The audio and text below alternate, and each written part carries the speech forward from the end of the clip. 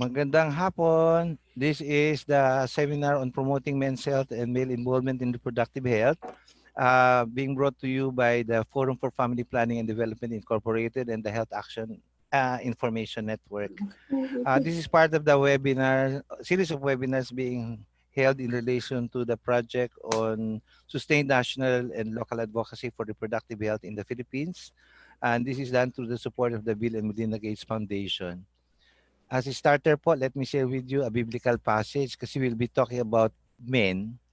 Now from Psalm chapter 1 verse 3, ito po yung sinasabi patungkol sa mga lalaki. He shall be like a tree planted by the rivers of water that brings forth its fruit in its season, whose leaf also shall not wither, and whatever he does shall prosper. Now, to formally start po ang ating webinar for this day, may I call on yung gentleman na nagsisilbing inspiration and providing us all the motivation din. No? Siya po ang president ng the Forum for Family Planning and Development Incorporated. Ladies and gentlemen, may I present to you Sir Ben De Leon. A pleasant afternoon to all of you.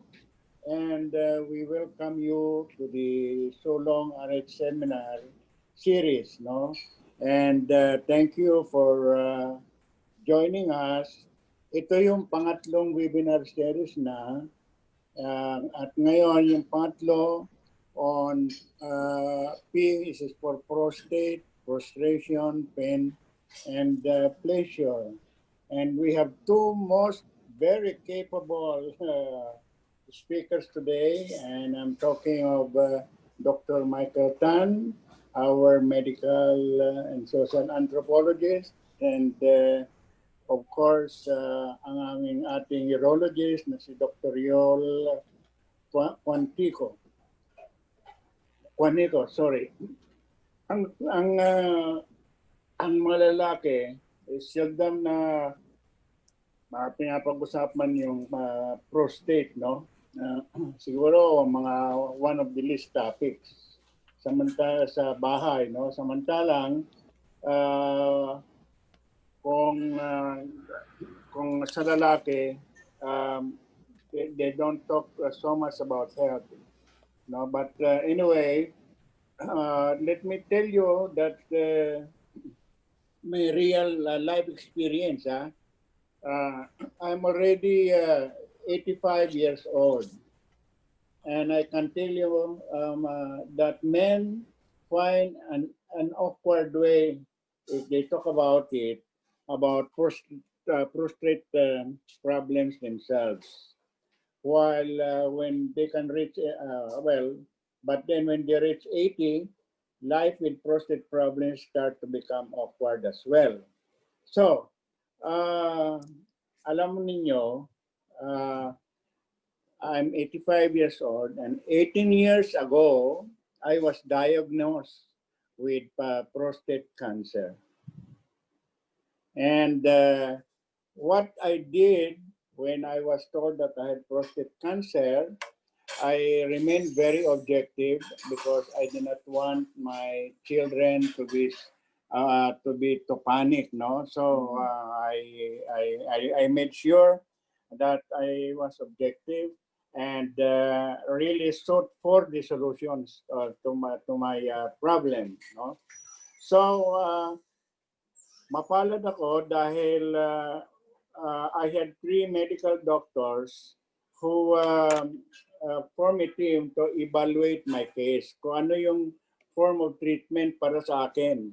The former Secretary Ona, who used to be the National Kidney Direct Institute, si the late Dr. Pataksil, my cardiologist, and si Dr. Another urologist na namatay na rin, no? I have forgotten his name. Ang sabi ni Dr. Ona, kailangan non-invasive na.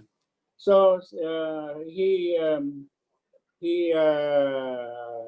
ang aking mode of treatment, he talked about what they call ano na yun, yung implantation of radioactive cells, brachytherapy. And fortunately, I fell into that category na pwede pang radioactive active cells sa aking prostate, no?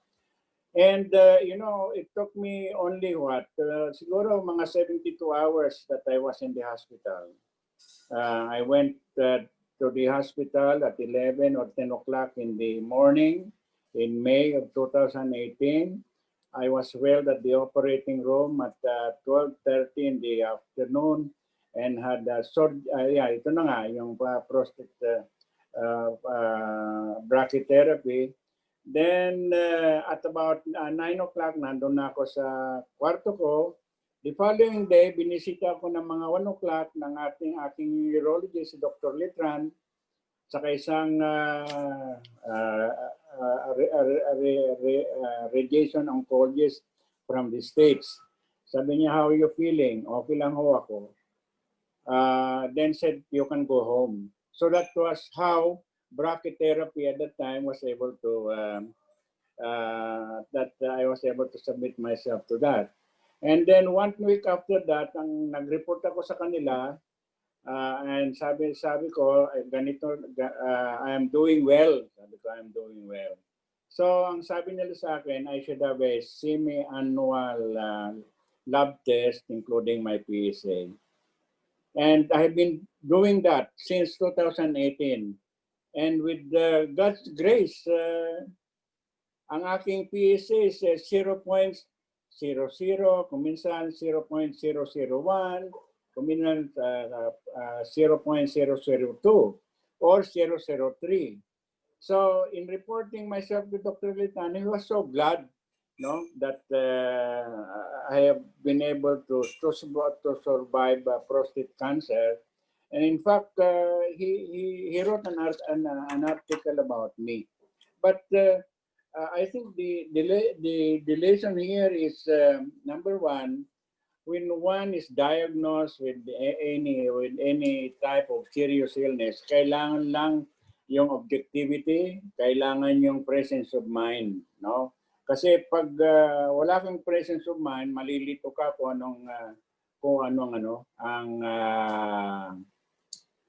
pangalan, malilito ka kung ano yung dapat mong gawin sa buhay mo at sa kanyang pamilya. So importante yan, no?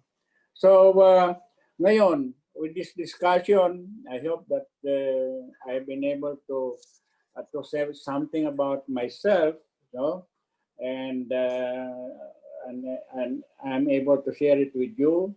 And of course, I know that Dr. Tan and Dr. Quanico will be able to enlighten us about prostate cancer. So listen all, lahat ng mga lalaki, let's pay our attention to this, to the experts, no? So Mike Tan, salamat, and Dr. Quanico, maraming salamat for gracing this occasion, at nagpapasalamat ako sa HAIN at saka Filipino Pre-Thinkers for organizing this webinar, and hope that we will have more until November.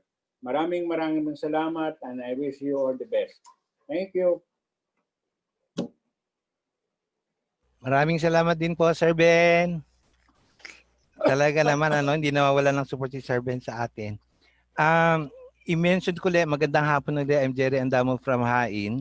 I-mention ko ulit na this webinar is made possible through the support of the Bill and Melinda Gates Foundation, and this is part of the project entitled The Promotion and Implementation of Responsible Parenthood and Reproductive Health Act of 2012 towards improving the RH situation of the country.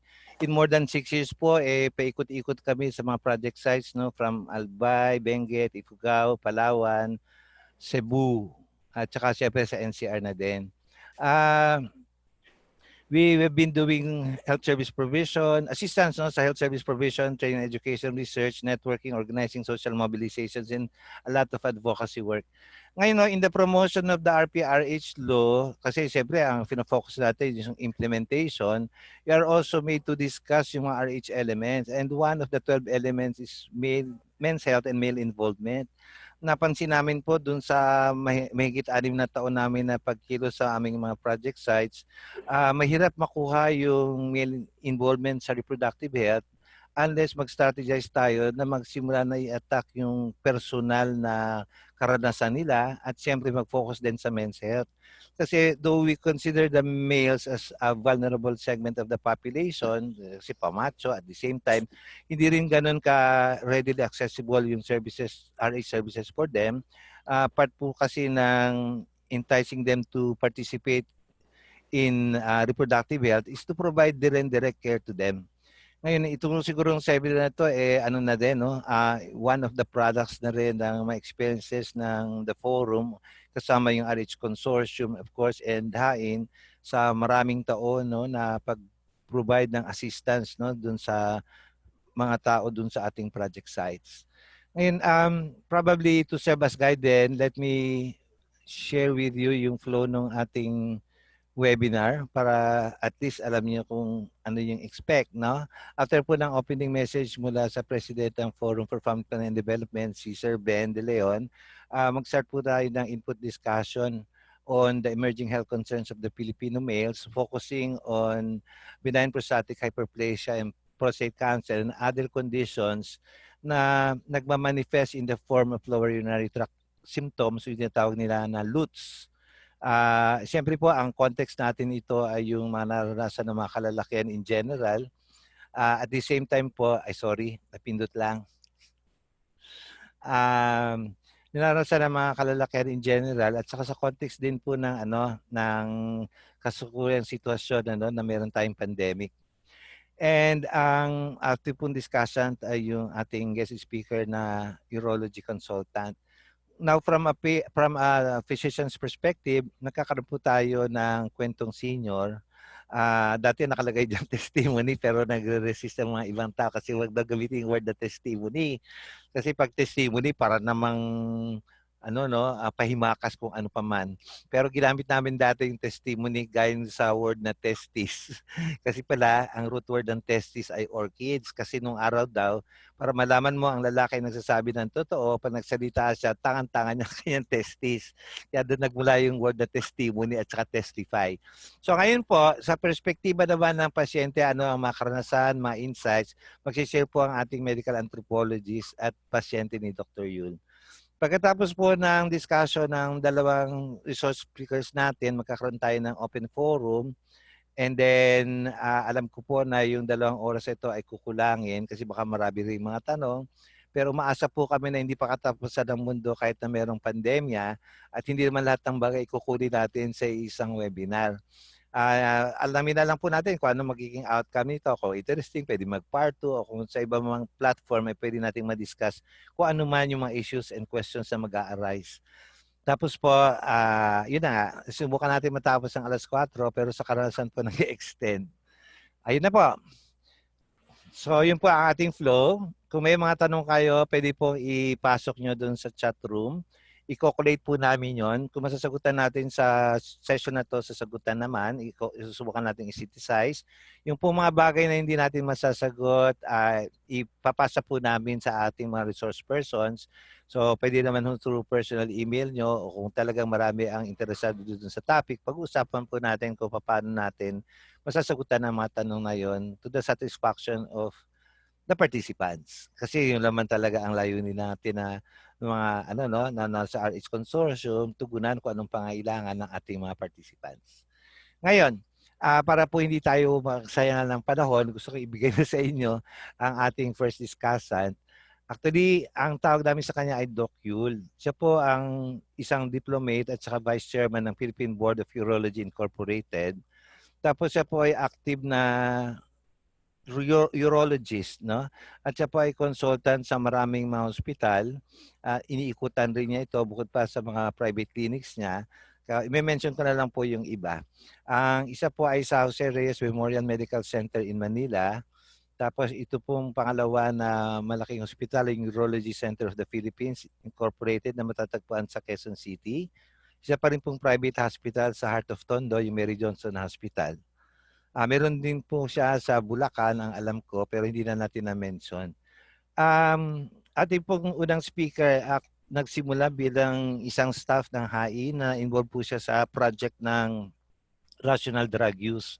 Kasama po siya dun sa nagtayo ng Philippine Drug Action Network na nag-tackle ng issues on rational drug use in the Philippines. Siya po ngayon ay part ng Board of Trustees ng HAI at siya ang aming treasurer. So, ladies and gentlemen, may I present to you Dr. Ulysses Quanico. Ay, mali yung pindutan. Salamat, Jerry. Thank you, Sir Ben, for the good introduction to the topic for this afternoon. Salamat sa the forum at sa HAIN for organizing this talk this afternoon. Ang feeling ko kasi magandang pagkakataon ito para maging one-on-one talk tayo regarding sa mga hirap sa pag-ihi. Kasi nga ngayong COVID, ang hirap magpunta sa mga hospital. Karamihan kami nag-online clinic na rin. Pero parang ganito lang, na nakaharap ko yung pasyente, kayo kunyari, nakaharap ko kayo at tinatanong ko kung anong problema. Pero medyo mahirap kasi pag sa urology na mag-online rin kasi hindi namin ma-examine. At may mga cases na kailangan mapunta talaga sa clinic or face-to-face. Pero most of the time, these days, marami nag-online consultation. At saka gusto ko ipagbahagi sa inyo ngayong hapon yung mga kaso na nakikita ko ngayon mula na mag-pandemic. Mula magbukas ang mga clinics namin, may mga unusual cases at saka mayroon pa rin common cases na bumabalik. So karamihan ng mga sakit na mga ito ay ibabahagi ko sa inyo ngayong hapon. Sana hindi kayo magtubili na magtanong. Kung hindi namin masagot lahat, iwanan nyo lang sa chat box at subukan nating sagutin. Gusto ko muna i-introduce kung ano ang urology sa inyo. No? Ang catching title namin ngayon is P is for Prostate and Other Urologic Problems During the Pandemic. Yan ang title natin sa salita na ngayong hapon. Pero of course, gusto ko i-introduce ang aming field as a urologist. Karamihan kasi alam nyo lang, surgery, medicine, OB-GYN, pedia, medicine. Pero urology is a branch of medicine, more of a branch of surgery, pero may unusual circumstances na kailangan hindi kami kailangan mag-opera. So, ang mga organs na involved na ay makita natin sa next slide, please. Next slide. Yes. Mga organ na pinag-abalahan namin yung adrenal gland. Dito sa adrenal gland nagagaling ang pagkocontrol ng metabolism ng katawan nyo, sa hypertension nyo halimbawa, diyan marami pinoproduce yan. Kaya kung may problema ka sa adrenal gland, may unusual na hypertension, kaya tinitingnan. At saka yung mga steroids ng katawan, diyan din nanggagaling. We also deal with the female urinary tract. So mula kidney hanggang sa pantog ng mga kababaihan, sa urologist po yan. At sa kalalakihan, mula kidney, pantog, hanggang sa prostate. Next slide, please. Urethra, penis, at scrotum. Pag-urology yan. Pero pagdating sa babae, hanggang pantog lang kami kasi pagdating sa puwerta at saka sa reproductive organ sa babae, pupunta na kayo sa OB-gynecologist. And mga kaso na related sa mga organs na ito ay pwedeng maging trauma, pwedeng mga congenital problems na pinanganak yung mga pasyente namin na may mga problema sa kidney, bladder, prostate, at saka may mga tumors din. At saka karamihan may mga infection rin kami. So, sa next slide, makikita mo kung ano may mga trauma na pinag-aabalahan ng mga urologist. Naalala nyo ba si Bobbitt? Yung Lorena Bobbitt, yung mga feminist natin dito, sigurado maalala nila si Lorena Bobbitt kung anong ginawa niya sa asawa niya. Pinutulan niya, di ba? Tapos, ang ginawa doon ng mga urologist, kinabit ulit at functional pa naman ang penis niya pagkatapos and hopefully sana naibalik lahat. Although, siyempre, hindi na mabalik kaya nung dati yun. We also deal with some unusual circumstances like yung mga pasyente na nagkakamali ng paglagay ng kanilang mga beads on your upper right side. Nakikita niyo yung picture na yan. Sa next slide, halimbawa. Next slide din. Nakita natin yung mga nangyayari sa kanila dahil mali-mali yung kanilang paglalagay ng mga pearls. At saka sa Thailand naman, noong araw, 1970 to 1980, nagkaroon sila ng epidemic ng penectomy. Kasi sa mga babae na nagagalit sa mga asawa nila, napuputulan, pinuputulan rin. Naging uso yan noong araw, no? Nung mga balita na ganyan, mula kay Lorena Bobbitt, nagkasunod-sunod na kwento. Ang hirap naman dun sa Thailand kasi ang ginagawa nila sa Thailand, yung bahay daw nila, sa ilalim may mga poultry na mga ducks. Kaya pag naputol ng asawa at hinulog sa sahig ang kanilang pinutol na ari, kakainin talaga ng mga bebe sa ilalim. So wala maibabalik. So malaking problema sa Thailand. And mayroon din mga kaso na nare-report halimbawa sa upper right, yung may unusual culture dun sa Africa na kung saan pinuputol ang harap ng ari, dun sa ulo, pinuputol at pinubuksan. Unusual type of, parang kung may mga babae na circumcision, sa mga lalaki naman dun sa, ano na yon, hinihiwa sa gitna. At nilagyan yata ng mga init na abo pagkatapos kaya naghihidom. Ito ay isang missionary na Irish na nakita sa Australia na kung saan later on na, magaling na ang sugat niya, pero nakabuka yung penis. Hindi yan congenital. Ano po yan? Trauma po yan. Yan ang isa sa mga ginagawa ng mga urologist, how to deal with such trauma. Active trauma, trauma in the past. So, nakikita namin lahat yan. Sa sunod na slide, makikita mo rin yung mga congenital problems. Ano? Like for example, ambiguous yung genitalia ng mga pasyente na pinanganak, we have to decide on whether gagawin namin babae o lalaki. At ang problema niyan, kung minsan, pag congenital analysis na mukhang mas madali gawin siyang babae, gawing lalaki, at saka paglaki ng bata, nag-iba pa lang ang gusto, yan ang problema sa mga issues na gano'n. So kung minsan, hinihintay nila na magkaroon ng identity yung bata, kung anong gusto niya, babae ka ba o lalaki. Tapos doon pa lang mag-iisip ang surgeon kung babaguhin niya ang kanyang, anong plano sa gagawin. Okay, next slide please. And of course, we also have a lot of cases that deals with tumors. Pero mamaya, di-discuss ko rin yun, lalo na ang prostate cancer. Ngayon, mag-umpisa kami ng mga online clinics, karamihan ng mga problem kasi problema sa pag-ihi. If you have a pen and paper, can everyone get your ball pen and your paper, please? Because we are going to ask some questions. The next slide. Marami kasi, karamihan tumatawag, nag-online consultation regarding sa problema sa pag-ihi. So may ginagawa kami, lalo naman sa kalalakihan, ng mga questionnaires para maging objective kami kung moderate, severe, or madali lang yung mild ng symptoms niya. So sa next slide, makikita mo yung unang question natin. Maganda ng papel. Sa next slide ulit. Kasi tatanungin natin kung masaya ba kayo sa inyong pag-ihi. Yes. Sa next slide. Ito ang unang. Meron na kayong papel? At lapis, ball pen, please. Note down the answers to the questions. Itong una, gusto ko basahin nyo yung unang question sa nakaraang buwan. Gaano ba kadalas kayo nagkakaroon ng pakiramdam na hindi nauubos ang laman ng iyong pantog?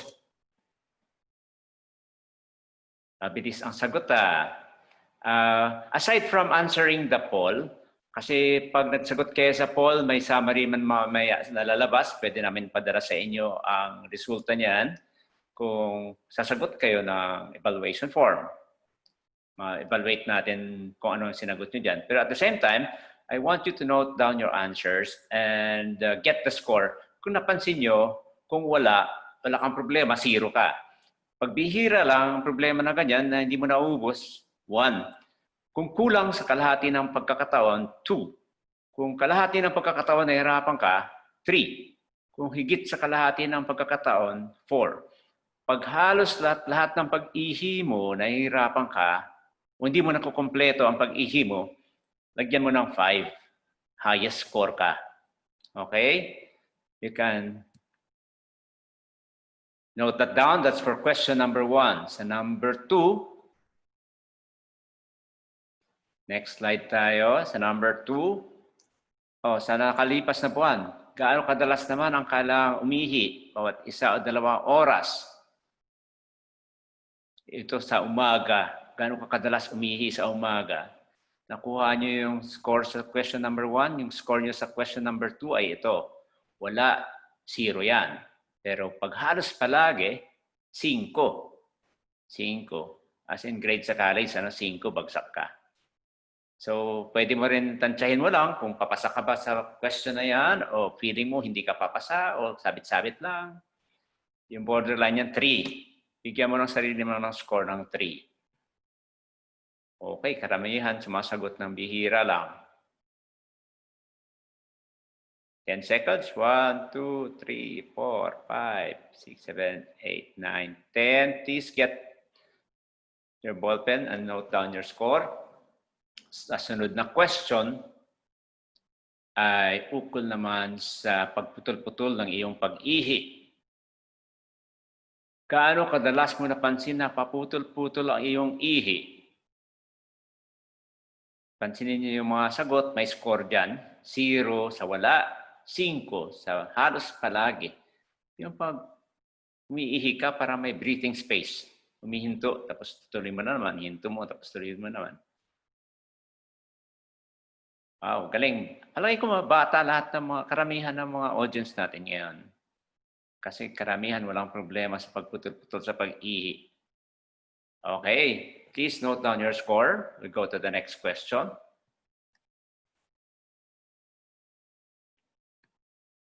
Question number 4. Yung pag nakakaramdam ka ng pag-ihi, para mahirap magpigil. You have to rush somewhere, parang umiikot-ikot ka na, hanap ka na kung saan ka makapunta ng ihi kasi kailangan ilabas mo na talaga. Urgency ang tawag dyan sa English, pero ang translation namin, mahirap magpigil tuwing nakakaramdam ng pag-ihi. Kasi kung minsan, nung bata pa tayo, kahit na 1 oras pa, pwede pa, tapusin mo talaga ang sine bago mo umihi. Ayaw mong lumabas kasi may miss ka, di ba? Pero ngayon, mahirap na. So, bigyan natin ng score ang sarili natin. Pag wala kang masyadong naramdaman na ganyan, lagyan ng 0. Pag halos palagi, 5. Ikaw, Mar, nakascore ka ba, Mar? Okay. Nakascore na kayo. Halos walang problema ang ating audience. Next question. Sa nakalipas na buwas, nakaranas ba kayo na mahina ang daloy ng ihi mo? Kasi mga kalalakihan, pag grade school yan, nagpapatayugan ng ihi. Lampas-lampas pa sa pader yung kanilang, kanilang ihi Pag napansin niyo yan, pagdating ng 40, diretso na lang ihi niya. Pagdating niya ng 60, pababa na. Pagdating ng 70, patak-patak na lang. Diretso na pababa. So, pag walang problema, mataas pa talaga ang daloy ng ihi, 0. Pag diretso na pababa, vertical na, 5 yon. Okay? Wow, bata pa talaga lahat ng mga audience natin dito. Karamihan, konti lang ang may problema dito. Okay. Next question. Yung pinipwersa mo na yung pag-ihi mo. Yung may extra effort na, parang nangingiwi-ngiwi ka na. Kung may barado na kasi yan, nangingiwi ka na, wala pa rin lumalabas. So, subjective kasi ito, depende sa pakiramdam mo. So, 0 kung wala kang pakiramdam na ganon. 5 pag hirap na hirap ka, na halos wala pa rin lumalabas kahit na hirap ka na. 3 kapag pasado ka lang. Okay? Next question. Straining, pagkatapos ng straining, sa gabi. Ito na, usually ito ang pinakauna na naramdaman ng mga pasyente natin. Sa gabi, napansin nila, gising ng gising para umihi. Kung mga asawa nyo ay above 50 years old, pansinin nyo kung nagigising. Pero pansinin nyo, baka hindi naman sa CR pumupunta, baka sa labas ng bahay pumupunta. Iba yun. Okay. So, kung wala, 0. Pag 5 beses o higit pa, 5 yan. 3, ang 3 beses pasado yan.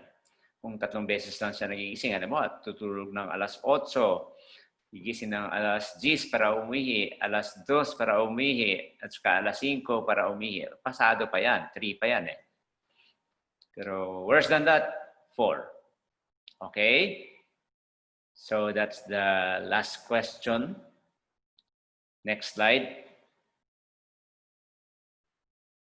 Bihira may problema sa pag-ihi dito sa audience natin. It's either mas maraming babae o bata pa talaga. Okay. Kukunin niyo po ang total score ng bawat sa katanungan. Ang masama dyan, 35. Pag 35 ang score mo, hindi ka makaihi. Nasa emergency room ka na. Mind you, nung COVID times, siguro marami kaming pasyente na pumunta sa urology center kasi doon lang ang bukas. Ayaw nila punta sa ibang hospital dahil may mga COVID.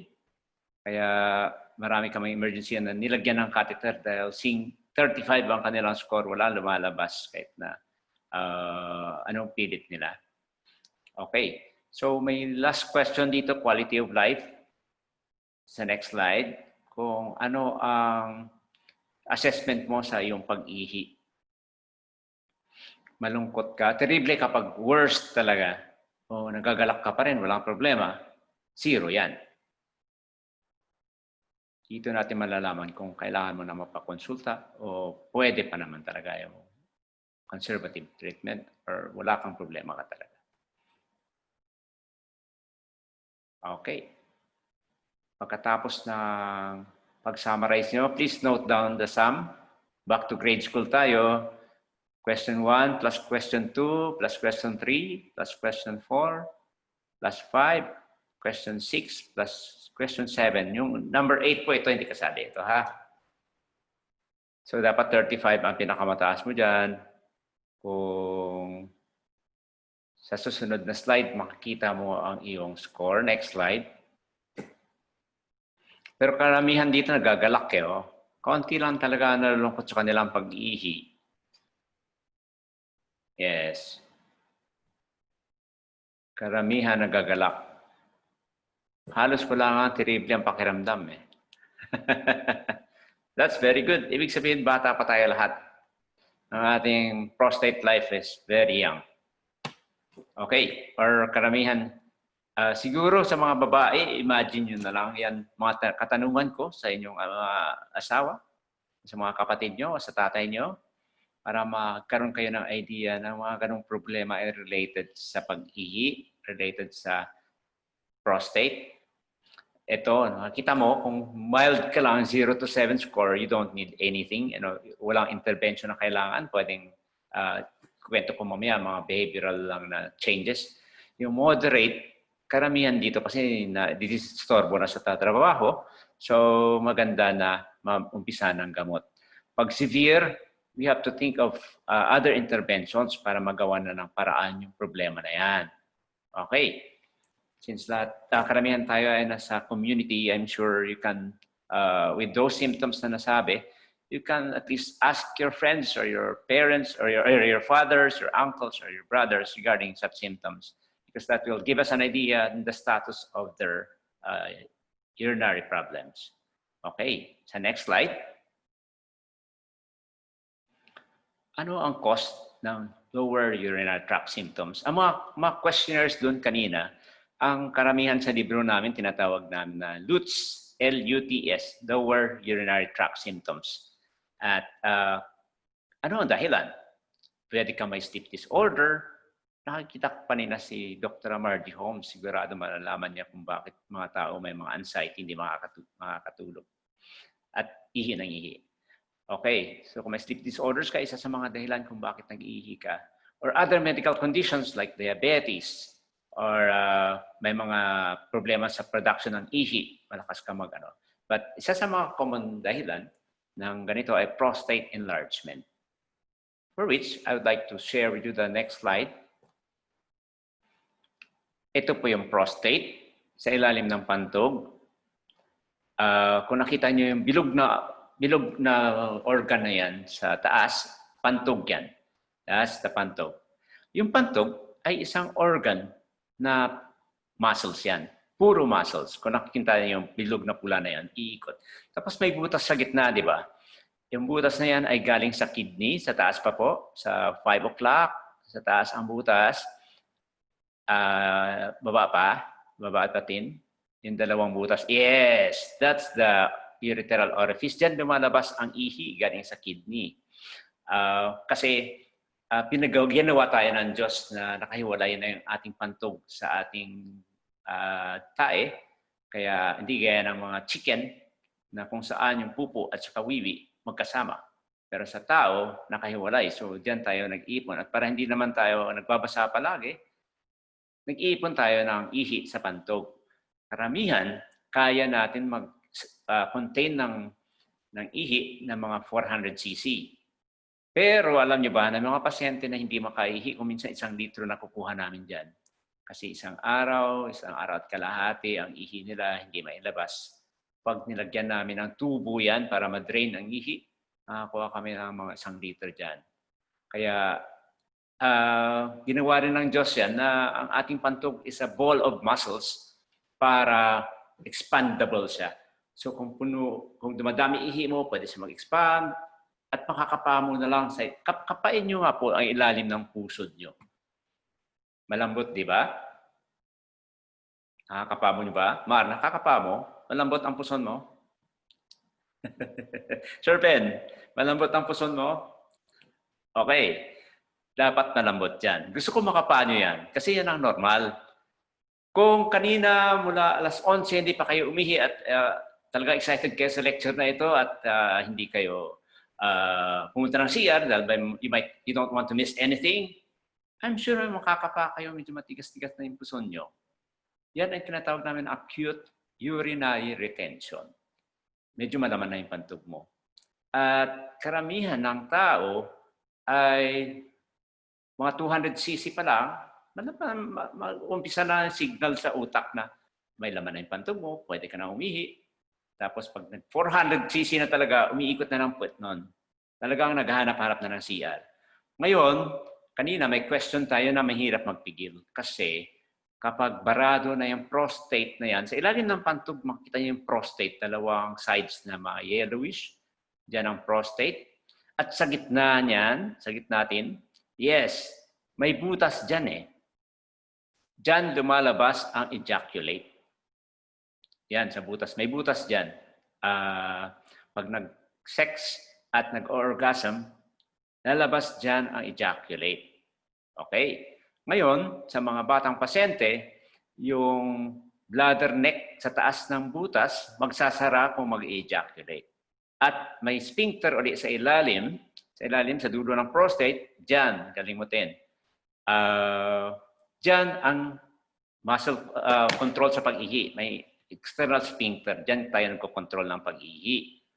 Ngayon, pag masikip na ang prostate, walang lumalabas na ihi, at nahihirapan rin magkaroon ng ejaculation.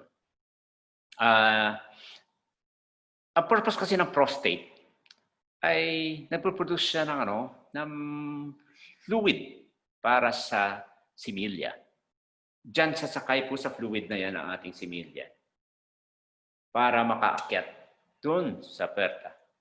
Kasi ang similya is just a 0.5 cc na ejaculate. So very minimal ng amount na yon. Kaya sinasabi nga namin sa mga vasectomy na patients, you can hardly feel the difference ng volume ng ejaculation nyo kung nag-vasectomy kayo. Kasi kukunti lang talaga ang sperm na binabara. Karamihan dyan sa prostate nang gagaling at saka sa seminal vesicles, which hindi nagbabawas kung nag-vasectomy. Kaya yan, palaging i-emphasize natin sa ating mga kino-convince na magpa-vasectomy na hindi maapektuhan yung volume ng hindi mo maramdaman yung difference. 0.5 is hardly a few drops lang, di ba? So, hindi mo talaga malalaman yung difference na yan. Okay, so this is the normal prostate. Sa next slide, papakita natin kung ano nangyayari pag tumataas na ang edad ng ating pasyente. O ng kalalakihan, hindi pa, not necessarily pasyente. Ano? Si Jerry kasi hindi pasyente yan, kaya kung maalam niya ng edad niya, matansya niya, yung kanyang size ng prostate. Ito po sa kaliwa, yan ang normal. Pag tumataas ang edad, gumalaki na ang prostate nung nasa kanan. Yan, makita mo yung mga lobules na yan, prostate na yan. Umuumbok at saka sa taas pa, parang bundok na siya, no? Yan. Umuusli na doon sa pantog compared mo sa kabila, iba ang difference, di ba? Kaya halos hirap na sa pag-ihi ang pasyente na may ganyang kalaking prostate. Pero bago ito, gusto ko sabihin sa inyo na pwede kang magkaroon ng malaking prostate na malaki, pero nakakaihi pa rin. Bakit? Kasi yung pantog ay maskulado. Kaya depende sa paglaki ng prostate, kung palabas ang paglaki niya, yung prostate, yung pantog maging maskulado. Kaya sa mga ganong stage, makita mo yung pantog na yan, smooth ang nakikita nyo, di ba? Pero pag sinisilip namin yan at may obstruction ng matagal, ang makikita nyo din parang crater ng buwan. Na-imagine nyo ba yung Apollo mission na nag-ano? Ganun na ganun ang prostate na ang pantog na nahirapan ng umihi for so long. Parang sa may mga craters ng buwan. Ngayon, with age kasi lumalaki ang prostate. Depende sa lahi ninyo. Sa next slide, makikita natin na ang isang 25 years old, halimbawa, ay may prostate na ganito lang kalaki.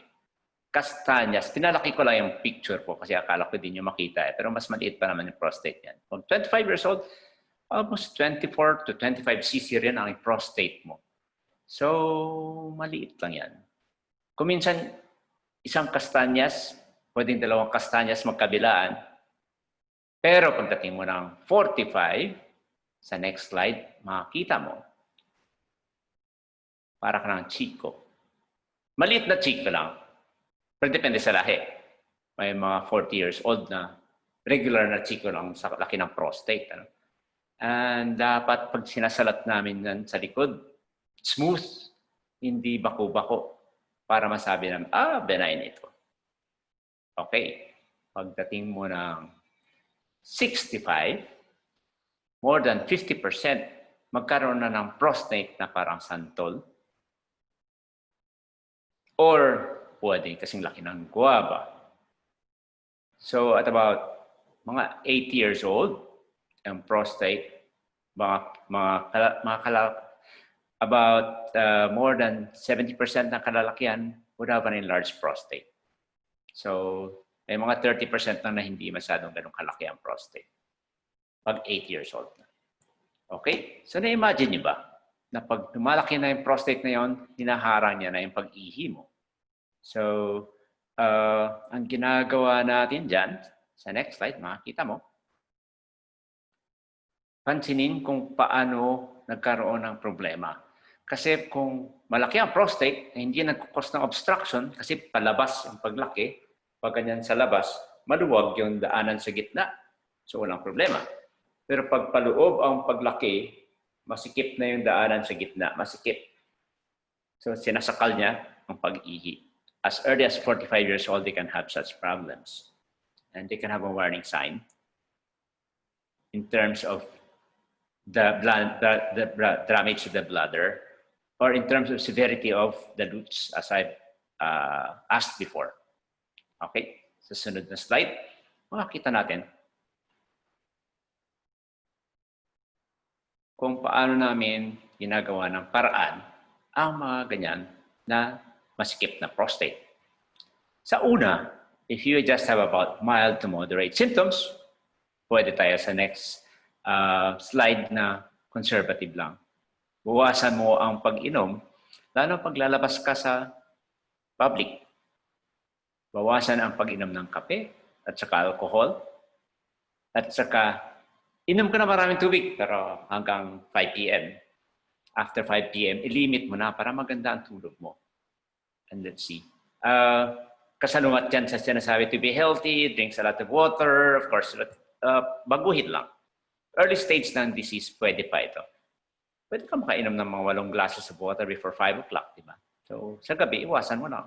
Kasi early signs ng prostate problem, usually sa gabi eh. Kaya pansinin niyo yan sa mga kapatid niyo, sa asawa niyo lalo. And early stage, pag mild symptoms ka lang, take your mind off the bladder. Ang problema kasi COVID, di ba? Kaya ang mga pasyente, walang ginagawa. Kundi katawan ang nararamdaman, sa bahay lang, maging conscious sila. To the point na talagang lahat ng lutes lumalabas, kahit na mild pa lang, maging conscious. And plus the fact na nagkakaroon ng anxiety siguro, kasi because of the uncertainty of the times, mahirap yung may naramdaman ka. So, yung number 2 is one step that you can do for yourself pag mild na symptoms. Second, the next slide. Well, gawin mong regular ang pag-ihi. Bago ka umalis ng bahay, tapos may time talaga para tansyado mo. Siguro this time, you can't avoid it, pero madalas ka pupunta sa CR na naka-time. So in between your 1-hour sessions or in between your work, talagang lagyan mo siya ng oras na madalabas ka para hindi ka magkaroon ng problema. Kasi in worst cases, pag hindi mo tina-timing yan, mag-umpisa na yan na maglilik na yung ihi mo, talagang bubuga-buga na. Tinatawag namin na incontinence. And of course, pwede mo i-train yung bladder mo. Lalo, ito holds true for younger patients na mga compulsive lang kasi ang pag-ihi nila na wala naman talaga major problem like hindi pa ganun yung prostate. Pero there are other reasons for their lower urinary tract symptoms. Pwede mo i-extend ng konti. If you think na 8 o'clock ang ihi mo, pwede mo 9 o'clock na ramdaman ka na, pwede mo i-delay ng konti para mag-expand ng bladder mo, masanay ng konti. Tsaka kung minsan pa nag-busy ka, makakalimutan mo yan. And there are studies na pwedeng lakasan mo daw yung muscles mo dun naalala nyo kanina may sinabi akong external sphincter, kinikegels, para imagine mo na kung sa mga babae may kegels, sa mga lalaki may tinuturo rin ang kegels, pinapalakas ang sphincter. Kasi pag nag-develop yung muscles doon, sa external sphincter, mag-i-improve yung control mo sa pag-ihi. Okay. Next slide. Makikita mo yung mga medications na nagkakos ng hirap sa pag-ihi. Yung mga, kung may mild prostate problem ka halimbawa at pinainom ka ng gamot para sa sipon, nakaka-worsen yan ng iyong lutes. Or pwedeng lumabas ang problema mo sa BPH kung umiinom ka ng antidecongestant, antihistamines na gano'n. Or some antidepressants also.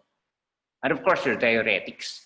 Yung pampaihi, yung mga pang-antihypertensions nyo, na yung mga pampaihi doon. So, mapansin, magkaroon ka rin ng lower urinary tract symptoms. Matataas yun ang score mo sa questionnaires natin kanina. Dahil may pampaihi ka, pampababa ng blood pressure. Okay, next slide. May mga medications na ngayon na ini-prescribe initially. Fortunately, if the previous suggestion won't work, your urologist will surely prescribe to you these medications. Ito mga gamot na ito ay para sa alta presyon originally.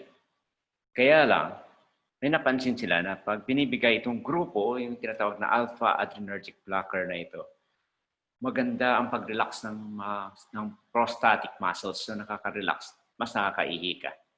So, binibigay nila ito. Pero low dose ito na alpha adrenergic blockers at na-discover nila ngayon, yung mga bagong gamot na ito, ay maganda ang effect sa prostate.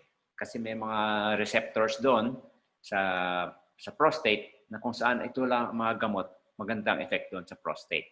Dito sa muscles sa loob ng prostate. At hindi na siya masyado nakakababa ng blood pressure kasi pag mataas na ito, nakakababa ng blood pressure pero not enough siya as antihypertensive. Pero na-discover nila yung gamot na ito, nakakatulong para sa prostate. So, dyan na lang siya natin ginagamit. At the same time, hiniwalay lang ito, ang pag-inom nito sa antihypertensive mo para hindi lalong bumagsak ang blood pressure mo. At nakakatulong sila sa mga mild to moderate cases ng symptoms o mild to moderate cases ng prostate enlargement. So, ang pangalawang grupo dyan, nakita nyo, 5-alpha reductase inhibitors. May relation kasi ang paglaki ng prostate mo sa testosterone ng level ng katawan mo. Sa testosterone, ng active form ng testosterone na pag nagpunta sa prostate, lumalaki ang prostate mo. So, ang ginagawa nitong pangalawang grupo ng gamot, kinokontrol niya ang active form ng testosterone na yon. So, hindi lalaki ang prostate mo at kung minsan, pag matagal mo, hindi lang minsan, pag matagal mo siya na iniinom mong gamot, magkakaroon ng konting pagliliit, pag-shrink ng prostate mo. So, pwede ito kino-combine sa dalawa. Kaya kung minsan, mapansin nyo, pag malaki talaga ang prostate, dalawang reseta na ang bibigay sa iyo ng iyong urologist. Ang problema lang sa gamot na ito ay dahil kinokontrol niya ang testosterone, pansinin niyo yung mga appetite niya for sex, babagsak, unfortunately. At huwag kayong malungkot pag yung asawa niya binigyan ng mga ganito, dutasteride, finasteride, kasi baka mawala ng gana sa sex. But not all the time naman. Ang isang side effect na maganda ay kakapal yung buhok nila. Ito ang low dose na finasteride na halimbawa, ayan binibigyan ng mga dermatologist para kumapal yung buhok. Kaya lang, kapag binibigyan sila, ang asawa niya ng ganon, sabihin niyo, huwag masyado mataas, baka mawala ka ng gana sa akin, magtataka kayo. Kaya, yun ang side effect ng gamot na yan. At may mga bagong gamot rin ngayon, sa silodocin ang tinatawag, kasama ito sa grupo sa taas ng silodocin, mas finer para hindi siya masyado naihilo kasi pag mababa ang blood pressure, nakakahilo. At may bagong ginagamit sila ngayon, yung para sa erection na gamot, Cialis ang brand niyan, pero Tadalafil ang generic na pwede daw gamitin yan sa pagluwag ng pag-ihi para sa mga lower urinary tract symptoms. Kaya lang mahal yan para gagamitin as maintenance. Pero nagbaba na sila ng dose at hopefully sana bumaba pa yung presyo para maging affordable sa lahat. Okay, sa next slide. So ito yung mga grupo ng mga gamot na pwedeng gamitin kapag hindi pa rin gumagana yan. Actually, ang gold standard ng treatment sa prostate dahil lumalaki, talagang kailangan luwagan. Kaya lang, kasi kung hindi ka pa handa maoperan, pag bata ka pa, ayaw mo siyempre maoperan ng prostate mo kasi mawala ka ng ejaculation na maganda. Babagsak na ang volume na ejaculation mo kung naoperan ka lang sa prostate. So pwede yung ganon. Pero at the same time, yung mga gamot na sinabi ko kanina, may effect rin yun sa, sa ejaculation. Kasi pag umiinom ka ng alpha blocker na yon, yung ejaculation mo, yung ejaculate volume, babalik sa pantog. Ihi mo na lang pagkatapos. Mapansin nila yung ihi nila mas mabula kasi maraming proteins from the semen. Kaya yun ang effect ng gamot na yon. Pero at the same time, pag surgery, pag pinaluwagan na yung prostate, tinanggal na yung malaking bara na yon, pupunta na rin ang ejaculation dun sa pantog. Kaya yan ang side effect. So ano yung mga surgical na methods na ginagawa namin? Sa next slide, makakita mo yung isa. May instrument kaming pinapasok dyan sa loob ng pantog, kakayurin yan para mapaluwag yung ihi. Parang binabarina, no? Pero hindi kasi barina ang common description. Kasi paatras yan. Kinakayod yan, prostate na yan. Yan ang gold standard sa ngayon na ginagawa namin. Next slide. Ayan po ang view sa loob. Yung loop na yan, parang electric current yan, didikit sa prostate yan, kinakat niya para magkaroon ka ng maluwag. Kasi yan ang itsura, mataas, di ba? Parang pader. Parang dam kasi yan eh. Kaya hindi masarap yung pag-ihi kasi parang may dam ka na nakaharang sa prostate mo. Okay? At pag kinayod natin yan, ganyan ang itsura. Parang mga shawarma, para mailabas namin na wala kang hiwa. At isa-isang lalabas sa instrument yan. Sa next slide, makikita mo rin isang paraan rin ng pagpaluwag ng ihi ay ginagawa enucleation naman yan. Parang sumisilip napansin niyo yung instrumento, sumisilip sa gilid ng prostate, hanggang makuha niya buo, tapos itutulak yun sa loob ng pantog. Tapos meron kaming grinder ng ano na yun, parang lalabas na ground beef ang prostate mo, ilalabas namin. Ganun. Okay, next slide. Ito rin, vaporization, hindi kinakayod, pinapa-evaporate lang ang prostate. Ang ano lang nito, matagal gawin ang procedure na yan at para lang yan sa maliit na prostate kasi hindi kinakayod eh. Parang tinutunaw lang, parang sinusunog lang ang prostate tissue. So maganda lang yan kapag maliit lang prostate kasi kaya niya paluwagin. Sa next slide naman, mga paraan. Open surgery. Maghiwa kami, pwede sa ilalim ng ari, doon sa taas ng itlog, or sa ilalim ng bone mo. Kung napansin niyo yung puson mo, may bone doon sa ilalim. Sa taas ng bone, maghiwa kami doon para makadukot na buo ang prostate na yan. Kung nakita niyo yung daliri dyan sa baba, dinudukot na buo. Sa baba pa, yan. Yan, sa baba na yan, dinudukot ng daliri para makuha ang buo ang prostate. Pero, gaya po ito ng Sir Ben, yung ginagawa namin yan para sa benign lang yan. Hindi yan ginagawa sa prostate cancer kasi magagalaw po, makakaiwan ka ng cancer cells dyan eh. Kaya ini-screen talaga lahat ng mga pasyente na inipiran ng kanyan. Dapat walang prostate cancer. Benign prostate enlargement lang talaga. So sa next slide, makikita pa natin ibang paraan kung paano namin ginagawa yan. Ito naman laser ito. Kanina, electric energy or isa mechanical energy, daliri lang. Ito naman, light energy, laser talaga yan. Mabilis, nakakabuo rin ng prostate at gagawa niya yung mga malalaking prostate ngayon. Yan ang pinakabago ngayon na ginagawa namin. Kaya dati kasi, pag ang prostate mo ay kasing laki lang ng chiko, pwede kang kakayurin lang. Or pag kasing laki ng santol o kasing laki ng guava, kailangan dudukutin namin na buo yun.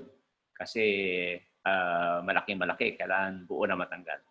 Pero ngayon, dahil sa may laser na, kahit na kasing laki ng guava, makukuha namin yan. So tinutulak namin yung guava-sized prostate na yan dun sa loob ng pantog at papasukan ng grinder para makalabas. Moderator po ang tawag namin dun sa grinder na yun. Para parang ground beef na lang lalabas yung prostate. Okay, sa next slide. Ito po yung sa laser. May marami pang management sa prostate na mga non-invasive ngayon. Yung iba, nilalagyan lang nila ng clip para yung clip sa both sides ng prostate para lumuwag sa loob. Mga prostatic clips ang tawag nila doon. At yung iba naman may microwave. Kung gumagamit tayo ng microwave sa kitchen, meron din microwave para sa prostate. May pinapasok kami na catheter dyan. At yung part ng catheter na tatapat doon sa prostate, kung na-imagine nyo yung picture kanina, na tatapat doon sa prostate, mag-emit na microwave sa gilid. Tapos, mapashrink niya yung prostate. Pero these are mga management na hindi surgical. Para lang yan sa mga pasyente na hindi na kaya maoperahan sa prostate. Kaya, hindi na kaya man-anesthesia, hindi na kaya yung changes sa katawan pag na-anesthesia ka, o hindi kaya changes ng katawan pag nag-bleed. So, microwave na lang. Isang option lang po yan. Available naman yan dito sa Pilipinas sa center namin. Pero, pinipili lang yung mga pasyente na may ganon. Okay? Sa next slide, makikita natin na isa rin sa mga pasyente na nakita natin sa mga COVID na ito, yung mga cancer patients. Ang problema kasi, we don't want to delay sana the treatment for cancer patients. Ang problema kasi COVID, parang mahirap. Although prostate is a disease na of all the type, compared to other types of cancer, pwede siya ma-delay, you know? Pero kailangan ma-screen na mabuti kasi mga prostate cancer patients. At I would like to emphasize though, na prostate cancer is not presenting as in the same way as in the benign prostate enlargement. May mga cancer patients na walang naramdaman, pero may cancer, prostate cancer na sila. So, common to sa mga elderly and depende kasi sa sa lahi. Kaya kung may kapatid ka na may prostate cancer, kailangan ma-screen ka from the age of 45. Lalo na yung first degree, kaya kapatid mo, Sir Ben, kailangan na-screen sila lahat habang maaga para mabantayan yung early onset ng prostate cancer. Up to the first degree na first cousins, lalo sa father side nila, kailangan ma-screen sila na maayos para malaman kung or ma-clear from prostate cancer. Sa next slide, makikita ko na ang ginagawa namin na screening for prostate cancer is rectal exam kasi makakapapa namin yon, PSA, at saka biopsy kung may suspicion. Kung nagpapascreen kasi, hindi naman ni-recommend na lahat ng na lahat ng pasyente mag-annual screening, pero sana may baseline kaagad. At saka yung mga pasyente na may kapatid na may prostate cancer, kailangan yun mga kailangan ng annual screening. For the rest, may initial lang para mabigyan kayo ng advice kung kailan kayo pwede kasi kina-classify na namin kung sino ang kailangan annual magpa-check up, kung sino after 2 years, after 3 years, kung malayo pa naman, at saka depende sa age mo. We usually recommend 40 years old ka pa lang, magpa-check ka na for initial screening para masundan ka at ma-advisean ka kung gano'ng kadalas. At saka yung mga pasyente na may mga lower urinary tract symptoms, ni-screen din namin kasi mahirap yung ginagamot natin ng benign prostate tapos may nakatago pala ng prostate cancer. So, rectal exam, PSA is a prostatic specific antigen. Sa dugo ito kinukunan. Kinukunan ka ng dugo para malaman kasi ang PSA is an enzyme is an antigen na nakita sa prostate at kung may problema ang prostate, mataas siya. So kung may kapatid kayo or kayo nagpa-PSA dati na tumaas, huwag ka masyadong magpanik kasi it simply shows that you have a prostate problem. So pwedeng na magaling prostate mo, pwede kang enlarged prostate, yung kanina na dinescribe natin, at pwedeng prostate cancer. Tatlong posibilidad. So, ang ginagawa dyan, kung may PSA, sa initial evaluation, baka pwedeng ulitin, o kung highly suspicious na kagad yung urologist model sa digital rectal exam mo, may suspicion na siya, kasi pag hindi smooth ang prostate sa examination at matigas siya, suspicious yun. Yung dapat yung feel ng ilong ng prostate mo is just like the nose na firm lang siya, hindi po gaya dito na matigas. Yan ang matigas na prostate. So stony hard na ganyan. Kailangan malaman, ma-evaluate further. So at saka kung hindi siya smooth na may mga bako-bako, delikado po yan. So yan ang mga basis namin. Kung minsan nagpapa-ultrasound or hindi lang minsan, ang sunod na ginagawa dyan, magpapa-ultrasound ang urologist kung may makita siya sa ultrasound. Kasi ang ultrasound, isa ring paraan na maka-evaluate ng prostate. May cross-section kasi doon ng prostate, makita niya yung areas na mga suspicious for cancer. And of course, meron pang bago ngayon, yung MRI. Yung mga pasyente na ayaw nila magpa-biopsy. May bago ngayon ang ginagawa sa MRI. I-map out niya yung prostate mo. Tapos yung mga areas na mga suspicious, score niya from 1 to 5. Tawag namin doon, PIRAD scoring. So pag may 1, 2, score lang siya, kahit na mataas ang PSA mo, kung PIRADs 1 and 2 lang siya, hindi kailangan biopsy. Pero pag 3, 4, 5, pwedeng ma-biopsy na siya para maaga ma-detect. Yung goal namin kasi ngayon sa prostate cancer is for early detection. Kasi po pag maaga ma-detect ang prostate cancer, maganda ang chances of survival. And well, Sir Ben is a living example of a good early detection. Kaya maganda ang survival. At sa ngayon kasi makita natin na, mapansin natin marami nakaka-prostate cancer ngayon. Kasi po maganda ng screening, may PSA, may digital rectal exam, at saka may mga campaign. Kaya nito, narinig nyo kami nagsasalita sa mga radyo, sa TV, lalo na pag Father's Day, marinig nyo yung logo makita nyo yung mga campaign ng PUA na nagpapa-encourage ng screening, at least for all men above 40 years old, para makita na early detection ng prostate cancer. Tapos, pag may suspicion, go ahead and have the biopsy done kasi mas maganda na ma-detect na maaga. Huwag kayong matakot na malaman mo pa yan. Kasi pag early stage, na-detect namin. Pag early stage, merong kaso na, kasi nga, one of the, well, sa Philippines, number 2 siya na common na cancer para sa mga kalalakihan. No? Sa Amerika, it's number 1. Marami silang pag-aaral. So aside from i-classify ka, high risk ka pa or low risk ka, mas madali. Alam niyo ba na kung very low grade ka lang, prostate cancer, hindi siya nakakatakot. We can even go for watchful waiting or active surveillance lang. Walang gagawin sa'yo. Pwede wala, not even a medication. Kasi binabantayan ka lang.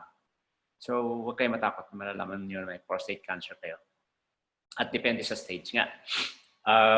May mga gamot na binibigay ngayon dahil ang prostate cancer is an unusual type of disease na nag-feed dun sa testosterone ng katawan mo. So, ang ginagawa namin ngayon, pag may nalaman na may prostate cancer, binibigyan rin ng anti-androgen para makontrol ang testosterone. Kung hindi kaya yung gamot, kasi chemical castration ang tawag doon, surgical castration talaga nakakatulong para sa prostate cancer. Yan tinatawag natin na orchiectomy. Na-mention ni Jerry kanina, orchids. Tinatanggal naman, orchidectomy, tatanggalin ka, kakapunin ka para makontrol ang prostate cancer mo.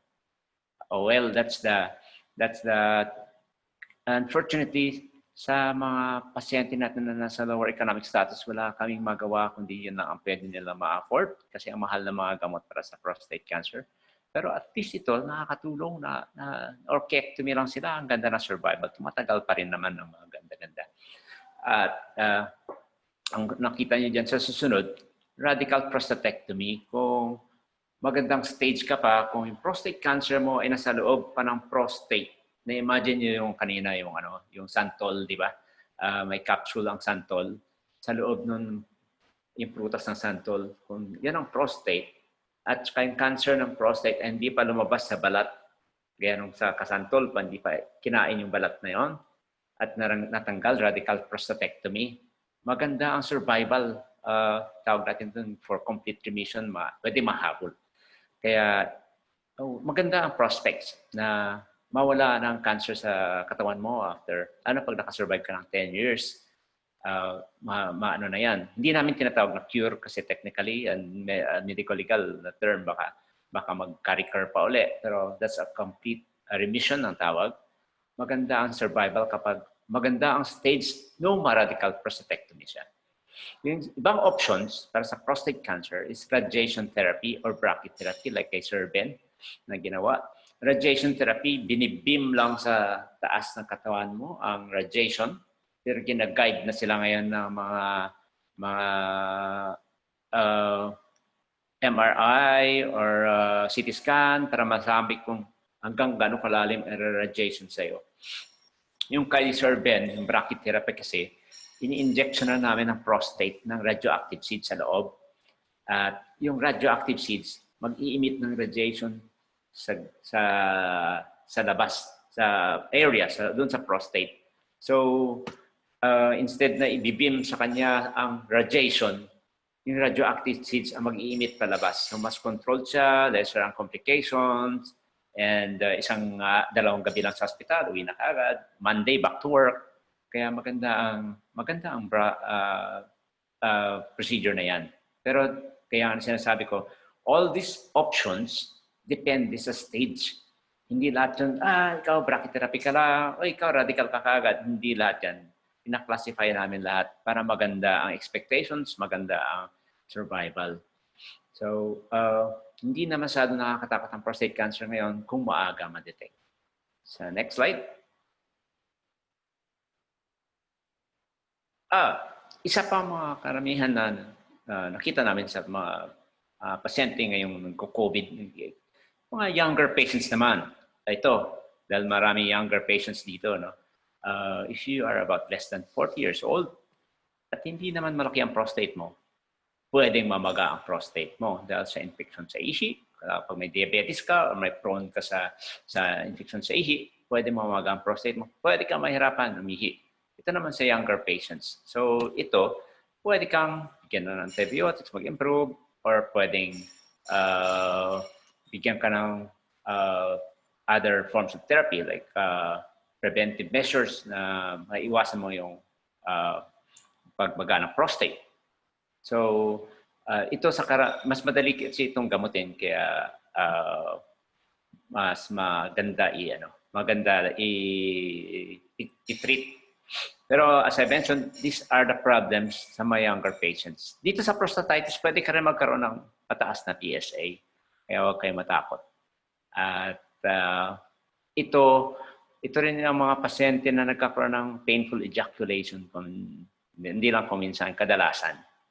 Kaya isa sa mga signs nun, pag nagkaroon ka ng painful ejaculation at nahirapan ka umihi, it could be prostatitis if you are younger. Okay?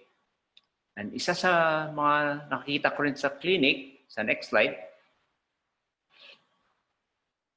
Next slide din. Chronic pelvic pain syndrome.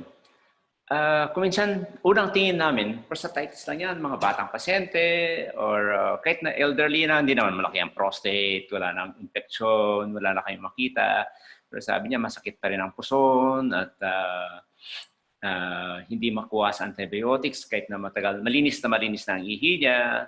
Sine-check pa namin yung prostatic secretion. Kung may infection, wala na kayong makita. Tapos na yung pag-treat ng antibiotics. Pero andyan pa rin. Lalo na ngayong COVID. May mga pasyente kasi na complaining of pelvic pain. Siguro, conversion reaction. Tama ba, Dr. Margie Holmes? Na doon na nagpo-focus yung kanilang depression or kanilang problem, parang akala nila may problema pa rin talaga doon. Kaya kung minsan itong mga pasyente, binibigyan na ng mga muscle relaxants or other forms of therapy. Pwede sa mga microwave. Pero kailangan rin dito mga supportive wives, supportive sisters, supportive daughters. Kasi may behind that problem is a psychological problem, may mga depression sila. Kaya kung minsan pati psychotherapy nakakatulong para sa mga pasyente na ito. Okay, kaya na-mention ko yan kasi lately ng COVID, maraming pasyente sinasabi na ito, wala nang problema sa pero andyan pa rin. And they're the ones who would really come back and say, it's really painful. So maybe we should do some psychological counseling for these patients. Next slide. In one of the reports dun sa during the times na may, lalo na ng mga early stage ng pandemic, may isang pasyente na dinala sa hospital dahil sa priapism. Yung priapism po, more than 4 hours na erection, di nawawala. Kasi nga, COVID can cause a thromboembolic changes dun sa katawan. May isang na-report na may COVID siya, at the same time, may erection. Dahil nga yung napansin nila yung pathophysiology ng coronavirus, di ba? Magkakos ng thromboembolic changes dun sa blood, changes dun sa blood vessels, sa mga maliliit na blood vessel.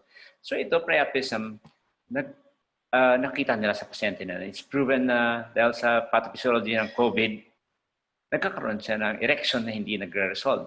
And priapism is not the erection that you would enjoy, di ba? Kasi after 4 hours na nag-erect yan, masakit talaga yan. Kasi hindi na maganda oxygenation ng cells doon, mga tissues doon, kaya masakit. And after this patient was treated for corona, I think this one survived. Kaya na-mention ko lang yan kasi mga interesting cases na lumabas ngayong COVID ng pandemic na ito. Okay, next slide. Oh, of course. I'm not sure if this is dahil sa pandemic, marami nagkaka-depression, marami nagka-erectile dysfunction. Younger patients, we see quite a good number of them na may erectile dysfunction. And, mahirap para sa mga pasyente na nagrereklamo na nawawala sila ng zest for life because they cannot have an erection, they cannot have sex. And we see some significant number of these patients during these times. Next slide, please. Ang erectile dysfunction kasi is a problem ng blood vessels. Kasi if you kung kung you cannot have an enough erection to do in sexual, to do a satisfactory sexual performance, kung hindi talaga ganun ka ano ang erection, hindi maging successful ang intercourse, di ba? So, na-realize kasi ang pathophysiology dito sa blood vessel din. Next slide, please. A significant number of these patients sa ganitong panahon ay may mga impending, may mga behind that. Could be psychological, but it can also be a warning to the health status of these patients. Kasi kung napansin niyo yung cross-section ng penis, yung dalawang circle sa taas na yan, at saka yung dalawang yung kabilatin, yung kabila. Yes, ito dalawa. Yung mga corporal bodies na yan is full of blood vessels. So, yung character ng blood vessels, yung wall na yan is a manifestation of how healthy the person is. Kaya, kung may problema, ang blood vessels kaya ng mga pasyente na may diabetes, may vascular disease, may as manifested by your hypertension at saka mga atherosclerotic patients, humihina ang erection at an earlier age than what it should be. Kasi mahina ang karakter ng blood vessels na yun as a manifestation ng general status ng kanilang katawan. And kapag hindi masustain yun, nagkakaroon ng effects doon sa erection, babagsak ang sexual performance, babagsak ang moral ng pasyente, bababa ang kanyang self-esteem. So, chicken and egg, pwedeng may depression na siya, may psychological problem, plus this problem, go worsen ang situation, di ba? So, ang kanyang pathophysiology, kuminsan binibigyan namin ng gamot. Next slide, please. But then, we have to realize that these are the contributory risk factors for an early onset of erectile dysfunction. Stress, lack of exercise, alcohol intake, drugs, smoking, at saka hindi healthy yung lifestyle. Kaya yung kanilang cardiovascular status talagang naapektuhan. So, next slide.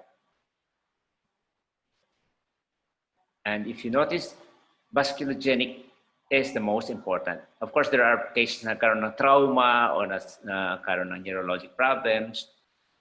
Endocrine, ano na rin yan, combination na rin yan sa mga diabetic patients. At saka yung mga naoperahan sa prostate, lalo, o sa bladder, naapektuhan yung nerves doon, mawala na yung kuryente ng kanilang stimulation, kuryente yung nerves na kung saan maglalatay yung mga signals para magkaroon ng effect doon sa penis, yung what is in the mind. So wala na connection ng kuryente or nerve, walang mahina, hindi na magkaroon ng erection. Of course, your drugs, may mga gamot na nakakababa ng blood pressure lalo, nakakababa rin ng erection yon. At saka there are other drugs talaga na control yung erection. Next slide. So, para ma-diagnose namin, may mga questionnaires rin dyan para ma-scale, para lang ma-objectify yung anong level ng erectile dysfunction. And you can have a copy of this kung i-email nyo na lang ang ating organizer. This is just to classify how bad your erection problem is. But the treatment is that, next slide. Oh, Dr. Margie Holmes, counseling, of course, di ba? Importante yan. But you can do a counseling to your spouse, to your brothers, or to your partner, para lang magkaroon ng initial control, initial assessment at saka initial management yung level ng kanyang depression. Of course, it's very helpful. And you can encourage behavior and lifestyle changes. More healthy lifestyle at saka mababa na diet that is very, very good, good nutrition. And of course, we do oral medications. Very popular yung sildenafil, yung Viagra, sinasabi. May marami na silang mga local drugs na ganun. Yan, binibigay namin. At the prices ranges from maybe 75 pesos to 700. Depende. Sometimes when we were, well, when we were campaigning for the generics drug, talagang sabi namin, these are going to be bioequivalent. Rather, these are just the same generic drugs. What you have in Viagra can be seen in the other local drugs. Pero there are drugs kasi na parang hindi na-check ng BFAD natin kung talagang ang quality niya is the same as the original one. Kaya siguro na-apektuhan rin ang concept ng tao na baka generics kaya mas mababa ang quality. Pero I tell you, there are generic drugs that are just as effective as the original one. Kaya lang kasi may mga drugs doon na nakakombine na may mga drugs na in generics na mahina ang klase kaya nasisira tuloy ang magandang generic drugs.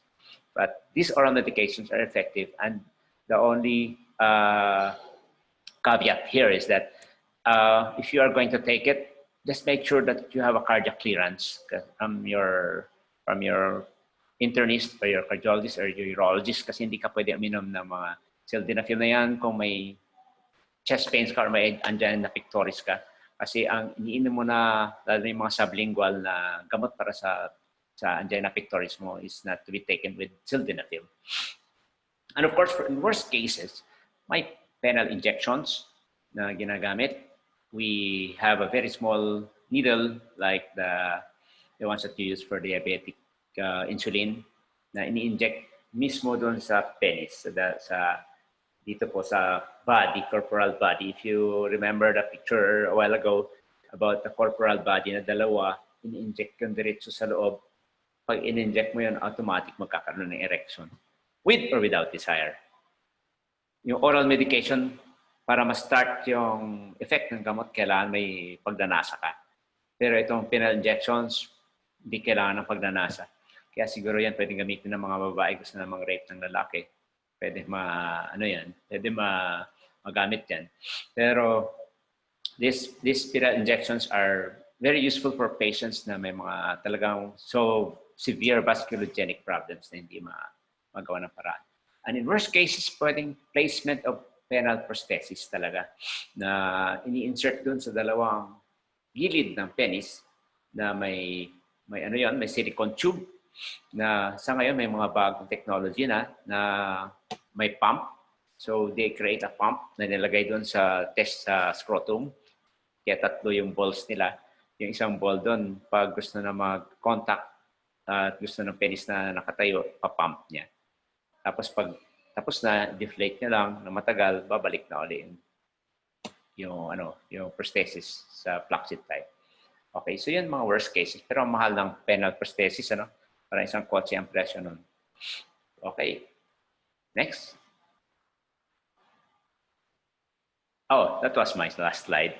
So if you have some questions, please put them in the chat box.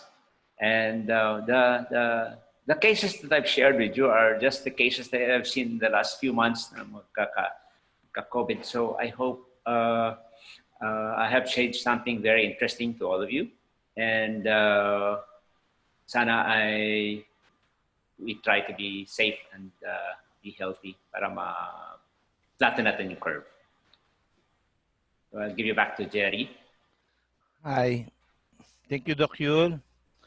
Actually, marami na mga questions, So, sinisynthesize lang namin yung mga questions and then ipe-present namin sa inyo after the talk of Sir Mike para nasama na rin yung personal experiences at saka yung kwentong senior para isahan lang yung sagot nyo kasi meron naman mga similarities yung mga questions. Okay?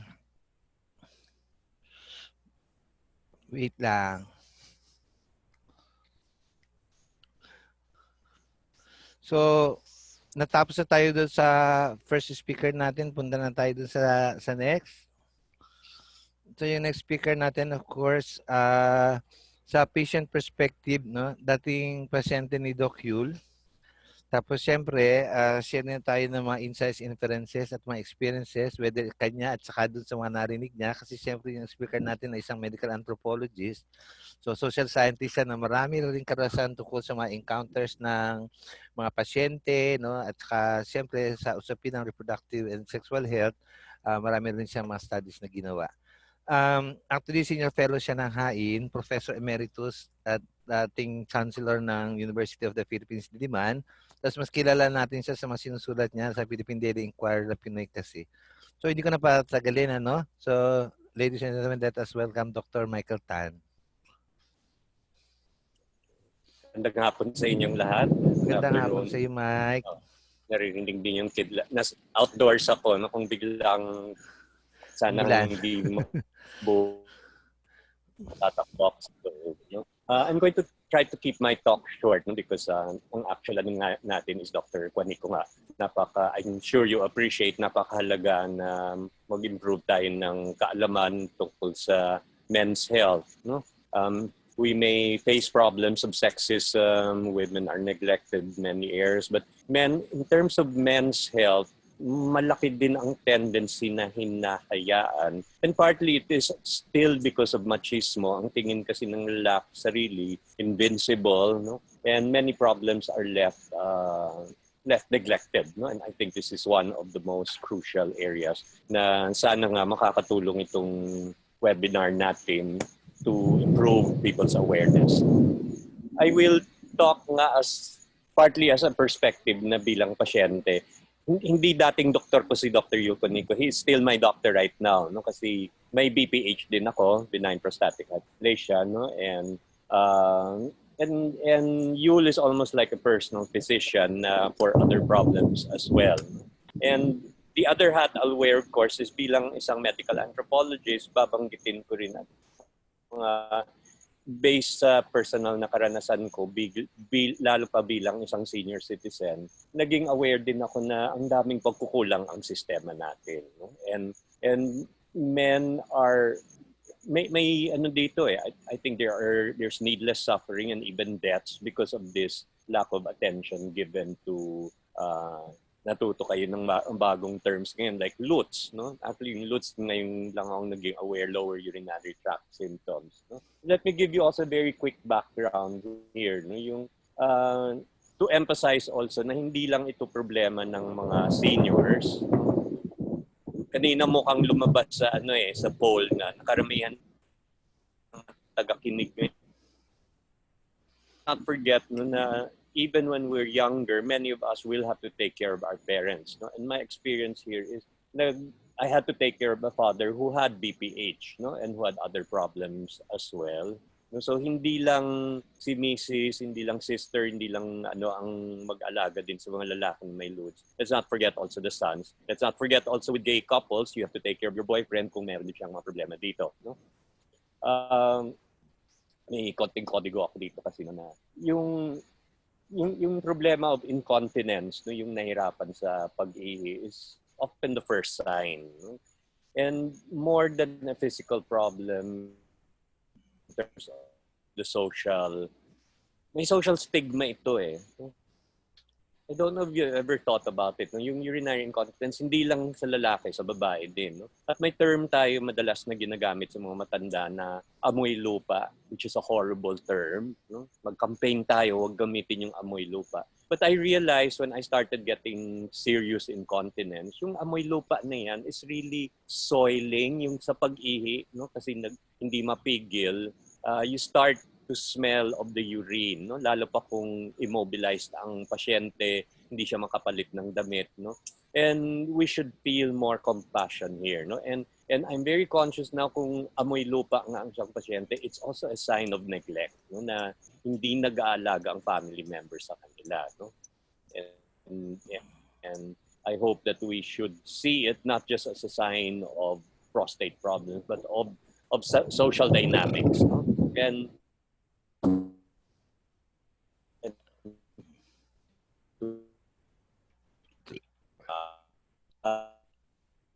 naman si pabay, but still it's also important, no? It was very important for my father, no? Na we had to change him constantly kasi si tatay ay he would always dress up and all, no? And I started to have the incontinence and he was bedridden. So we were very, very we had to ensure na laging inaalaga nga dito.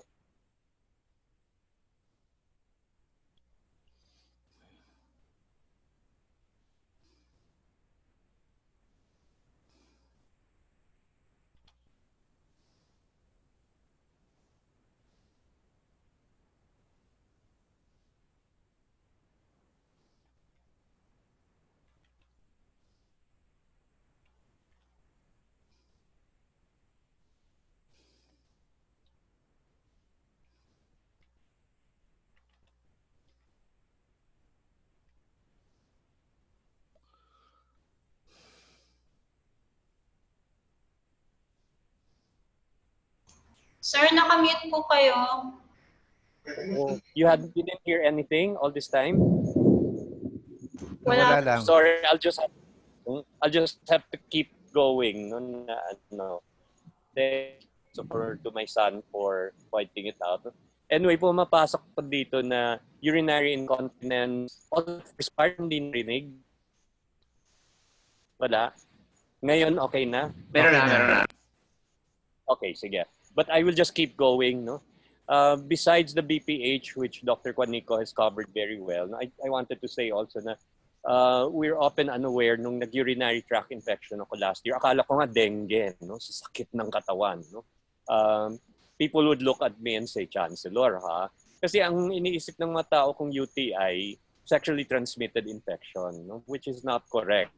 No? And I think we also have to promote more awareness here. Nabanggit ni Doc Yul kanina yung chronic pelvic pain syndrome and others, no? And that was when it occurred to me also, may generic term tayo dito na which we have to be aware of. Balisaw-saw, no? Ano ang balisaw-saw? It can actually be a urinary tract infection. It can be chronic pelvic pain syndrome. I think we need to do more work on this. Meaning, pag ang pasyente ay gumamit ng term ng balisaw-saw, mag-isip na tayo ano ang mga possible problems here, no? Some of which can be quite serious, no? But going back to UTI, despite my own training and exposure to medicine, the fact that I didn't know that I had UTI at first, no? And then to get it twice shows that we have to improve our education, the public, on UTI, no? And to do something about it, no? But yung pumapasok kasi tayo dito na ang pinaka-importante dito, and I speak as someone who has gone through all of this, is the quality of life, no? Yung impact sa quality of life, no? Yung urinary, yung incontinence can really affect you, no? Your family life. If you have a partner or a wife or a husband, apektado ka rin yan, no? And let's not forget, even in social life, no? Ako bilang chancellor, I have to give so many speeches, I have to attend so many functions. When you have problems of urinary incontinence, alam mo, ang daming repercussions yan, no? I had to learn to do all kinds of coping strategies, no, na biglang, kasi kung takbo ka ng takbo sa CR, no, I would grab the phone and go, ay, sorry, may tumatawag ulit, ano? Kuno, wala namang tumatawag, no, just do it. And you can imagine the problems if you leak, no? Yung hindi ka nakahabol sa CR tapos nabasa ka, no? Nakakahiya din yan, no? Buti kung nasa labas ako, tamang-tamang alibay natin, minsan pag na-wet nga ako, minsan nag-ano ako, laging kong kasama kasi si Gigi. So sasabihin ko, ay no, ko si Gigi, nagwiwis ng talon ko. Kawawang Gigi, no? Ginawang alibay, no? Of course, Yul has always reminds me that I have to take my medicines and now everything's under control, no? But we're always titrating it, mag 200 ba tayo o 400 kasi may effect din yan sa blood pressure, no? Among other things, no? It all boils down to awareness of our bodies, no? Men have to become more aware. Ako nga, no, all this time I have been Yul's patient na I finally told him before when he was preparing for, I said, alam mo yung literature laging walnut size. Ano naman ang walnut para sa Pilipino, no? And then medyo nahirapan kami looking for a right fruit, no, to lumitaw pang kalamansi. Sabi ko, ang liit naman ng kalamansi, ng kastanyas. Ang chiko naman at guava. I know it's hard to imagine that you have a guava inside you, but it is true, no, when you have an enlarged prostate, no? But this is taking us into one of the really biggest obstacles is social and cultural, no? Yung importante na nag-ano si Doc Yul na once you're 40, dapat may regular digital rectal exam, no? DRE, kaya may kampanya nga ang Philippine Urology Association. But many Filipino males will not go for their DRE because ang gagawin dito, tutuwad ka nga and then tutuwad ka na, susundutin ka pa, no? And I never told Yul din yan. Si Yul kasi worked with me in Hain. Can you imagine yung dati mong kasama sa office yung susunod sa iyo, no? It's no matter what, no matter how open we are, we carry these things. And for your super macho males, no, the idea na papasok ang daliri ng doktor, no, is not something that is readily acceptable. We will need to campaign more na huwag tayong mahiya dito kasi napaka-importante. It's a matter of life and death, no? And then there will be other social implications here. Binanggit din ni Doc Yul yung Kegel exercises, no, which are done for women. Kasi ang kababaihan after childbirth, especially minsan yung pelvic muscles medyo nag-ano dito, and also the urinary incontinence problems, no. I told people I will demonstrate it, but I will demonstrate it with my clothes on. No? Ano bang tawag na Kegel exercises? No? We will do this together, everyone together, and women, everyone, no. Ang gagawin mo dito, simple lang yan eh. Yung binanggit ni Yul, yung sphincter muscle, no. So it's contract your sphincter muscle right now. No? That's what you do when kung umiihi ka at biglang gusto mong ipigil. And you also do that pag you want to rush to the toilet for the other function, no, defecation, no? And you kinikipot mo, no? Okay? And it is important to do this as an exercise. No, mag-aerobics kayo araw-araw, pero don't forget to exercise your sphincter and your pelvic muscles, no? Ang gagawin dito, the simplest one is to inhale. Okay? Let's do it together. Inhale, kipot, 10 seconds. And then, I didn't make it 10 seconds because we're running out of time. Then release it, no? Then, kipot ulit, 10 seconds, then release it. So do it 10 times, no? And you will find that it becomes a habit, no, which you can do anytime, no. Minsan ngayon anak ko pag tahimik lang ako, dada nagka-kegel ka, no. It's an important and you'll actually find it helps you lalo pa sa mga matatanda kasi doble actually ang problema natin when we rush to the CR.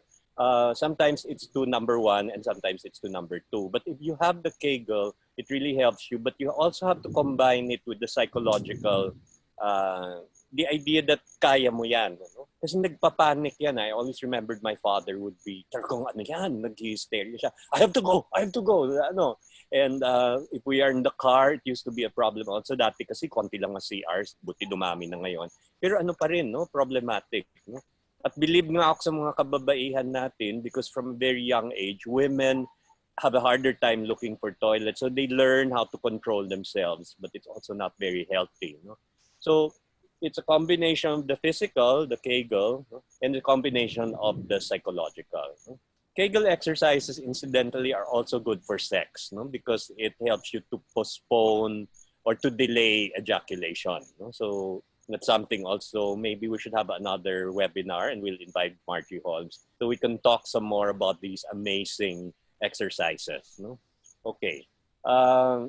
You can go to YouTube also. Magugulat ka, ang daming nakapost na how to do the Kegel exercises. No? Some can be very, very sophisticated. No? And there's also 2 or 3 there warning you not to do it. And I think it's very unfair kasi this is from a young man who believes it will ruin your sexual life. But it's so important for urinary incontinence. I don't care what it does to my sexual life. No? Which leads me to what Doc Yul referred to also late kanina. Some of the side effects of the drugs and medication and also from the surgery and other things. No? Alam mo, bilib din ako kay Doc Yul. Hindi mo ako na-warning. Ngayon ko lang narinig when you were talking about the other interventions na tarong na ano ako dito. When he said the thing about the shawarma, sabi ko, naku, isa shawarma pala ako dito. Kasi I'm scheduled. I will have to go through intervention next year. No? Si Doc Yul, first week lang ng COVID, sabi niya, Mike, huwag kang magkasakit kasi this is the worst time to get sick and to end up in the hospital. No? And we decided na huwag mo nang we can postpone this to next year. Pero ngayon nag-iisip ako, isa shawarma ba ako o ima-microwave ako? So, yan ang choice. No? Pero kadiri talaga yung shawarma. No ground beef. Oo, gawin kang ground beef. No? Actually, I will be going for the microwave. No, Doc Yul has a way of explaining everything, and it makes you feel more confident. No? But he also includes things like in-explain nga niya yung sa gamot nga na bababa ang sexual drive, no? Sabi ko, okay lang yan. At my age, who wants to have a sex drive, no? And then of course, yung hindi niya ginamit yung term dry ejaculation, magka-climax ka pero walang lalabas kasi retrograde yan, papasok sa ano. Sabi ko, okay din yan. Pero kung sinabi niyang shawarma, baka magdagdadalawang isip ako, no? But it means that a urologist has to be very careful in explaining what needs to be done here. Maraming ang options ngayon, no? Medyo my heart went out nung binanggit mo yun na sa mga mahirap with prostate cancer, sometimes the only cost-effective way is the orchiectomy, no? Na medyo is that their only real choice, no? I wouldn't mind that, but many people would. So marami tayong ano dito, socio-cultural aspects, no? Although matagal na akong pasyente ni Yules, only today where the whole range of social cultural implications dito lumilitaw, no? And I think it's an obligation for all of us, bata man o may edad, to be aware of these things because we will take care of people, men and women with urinary incontinence, and we have to change our cultures as well in here, no? Just to give an example here, no? Yung napansin ko pag nasa China ako o sa Taiwan, pag nasa tour group ka or even siyempre kasi pagpunta ko as chancellor, laging may kasama na, no? You know, ang napansin ko ang Chinese mas, maybe because they have a bigger geriatric population, mas conscious sila na when they guide you around, every hour nagtatanong na you need to go to the toilet or sasabihin nila sa grupo, okay, CR muna tayo ngayon, no? Alam mo sa Pilipinas, hindi tayo masyadong conscious dito. I hope that we will be more conscious about that because people will be ashamed to tell you na they have to go to the toilet. So let's be more conscious there, no? Takot na magbabus trip. Hindi na ako nagbubus, no? Kasi natandaan ko yung tuloy-tuloy yan, 4 or 5 hours bago latod pa to the north, diba? Tapos sasabihan, isbo. Uwi, no, Ilocano. And some people cannot wait 4 or 5 hours. Kaya napaka-discriminatory din sa kababaihan, sa senior citizens. No? So let's try to incorporate all of this into our understanding of the different needs. No? There are so many things I would have wanted to say, but I wanted to give time for the open forum. No? And I am just so appreciative that Doc Yul was able to share so much. I'm sure there's so much to process. At sana maging agenda din ito sa lahat ng programa natin pangkalusugan. No? Reproductive and sexual health must include this. And everything boils down to quality of life issues. No? The reason we get so much now of BPH and prostate is humahaba ang buhay ng mga tao. And that means more and more people, we get to see the BPH and the prostate cancer problems. No? But what kind of life is it going to be? Hopefully, because we are becoming more conscious about this and that you have more physicians who are understanding of the need for counseling, sana naman maano natin itong bagong paghahamon, no, na to deal with LUTs, no, to make all of these things part of our education, lalo pa sa mga senior citizens. No? Sige, I will end here so that we'll have more time for questions and answers. Maraming salamat sa inyong lahat. Maraming salamat.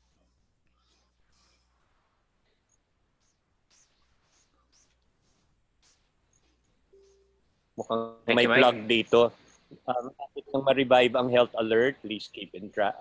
And we hope to feature LUTs and other less talked about problems. Alerta is already out. Nakatatlong issue na dito. You can sign up. This is for free. We will send it to you on the burning issues. No? For example, may bago na bang infection strain, our face shields, how important are face shields, and what will the better normal be like, no? Ano bang kailangan pumasok dito? So plug yan dito sa ano. Okay. Maraming salamat, Gary, Sir take it Mike. away. Okay.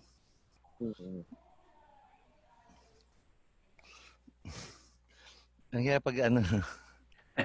Yeah. Check ba? Thank you, Mike. Okay. Magandang input dyan kasi may campaign kami palagi sa PUA every year, every Father's Day for everyone to go to the centers for DRE examinations. Pero Mag-improve naman, pero it's really hard to convince these men to go to the DRE centers para mapasundot.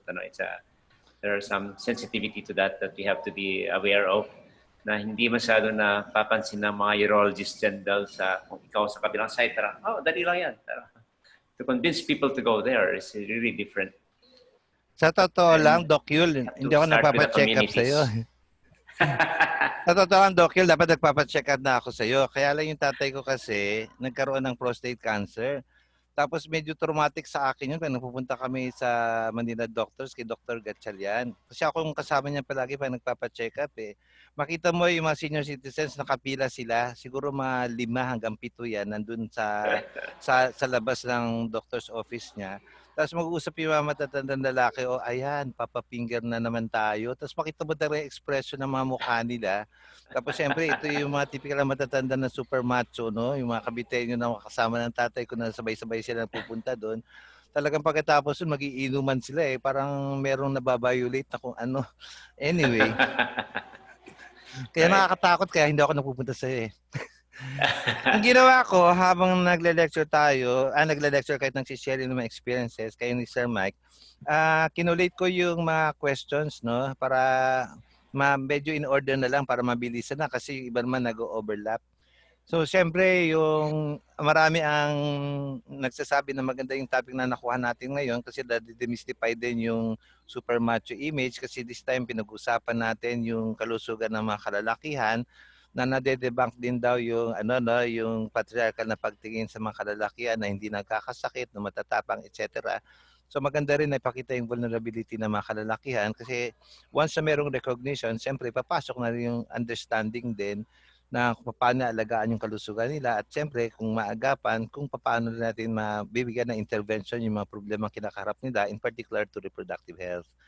Ngayon, maraming salamat, Dr. Yul, sa paglilinaw dun sa lower urinary tract symptoms, yung LUTS, no? Tapos, marami ang nakarelate at nagmamanifest ng ilang mga problema katulad ng mga weak stream, intermittency, urgency na sinabi mo, incomplete voiding, frequency, tapos nocturia. Merong ilang mga specific na mga tanong tungkol dito. Mamaya na, no? Tapos na-appreciate ng mga tao yung pag-discuss mo ng BPH, ng prostate cancer, ng chronic pelvic pain, prostatitis, priapism, at saka erectile dysfunction. Ngayon, ito yung ilan na mga outstanding na mga questions na parang humingi siguro ng additional information.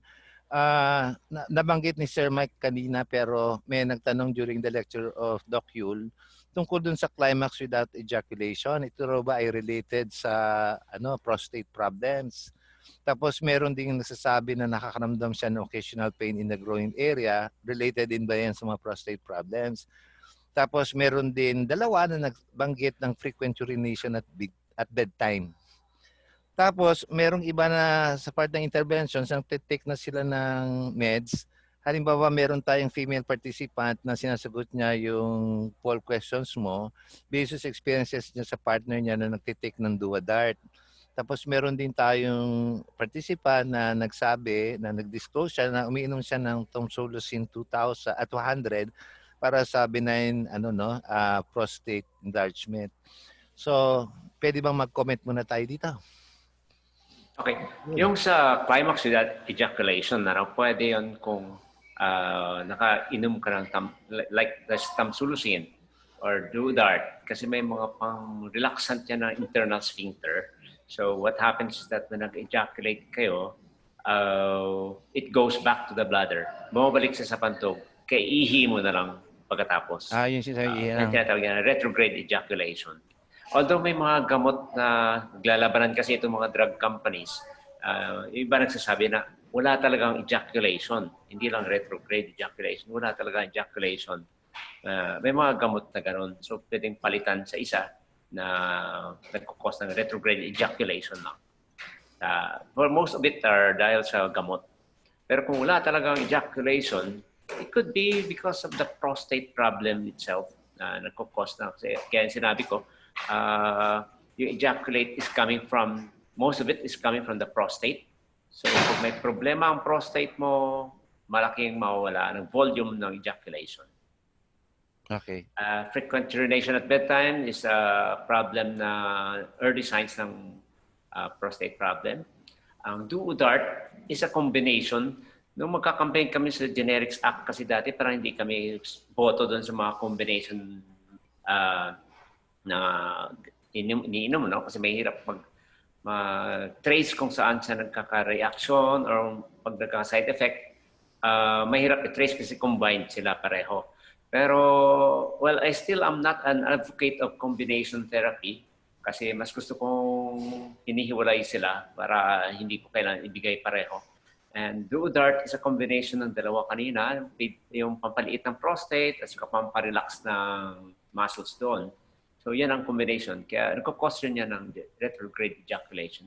In tamsulosin naman, na-mention natin to, low dose lang na alpha blocker, pero nagkakos pa rin yan ng pagbaba ng blood pressure. So, ingat pa rin. Kung mild lang ang symptoms mo, pwedeng 200 micrograms lang eh. Pero medyo moderate to severe na, hindi kaya 200 micrograms. Tinataas natin to 400 micrograms. May kanina nag-comment rin regarding sa campaign ng PUA. Yun ang susunod. Yun ang susunod. Okay. Siyempre yung sinabi natin kanina na yung early screening ang pinakamainam, ano. Tapos nag-mention ng dalawang campaign dito sa entirety ng ating webinar. Una, yung PUA, yung nabanggit mo yung campaign in terms ng yung pag-celebrate ba ng Prostate Month ng June, sabay sa Father's Day yun, di ba? Tapos, ang ginawa ngayon, bago na. Wait muna. Meron din kasing nag-comment na dati na raw, long time ago, ang Department of Health ay meron ding na-launch na campaign. Ito yung padre. Nabalitaan ba natin to? Ako yung narinig, yung pa-digital rectal exam ka. Parang gano'n. Hindi tinatanong niya kung ano naging outcome noon, no? Na-involve ba ang PUA o yung mga urologist dito sa campaign na to? At ano bang kinahinatnan at ano nangyari? Oo, tama. Kasi pagdating namin sa community, walang parang wala kami naririnig na tungkol dun sa mga campaigns, no?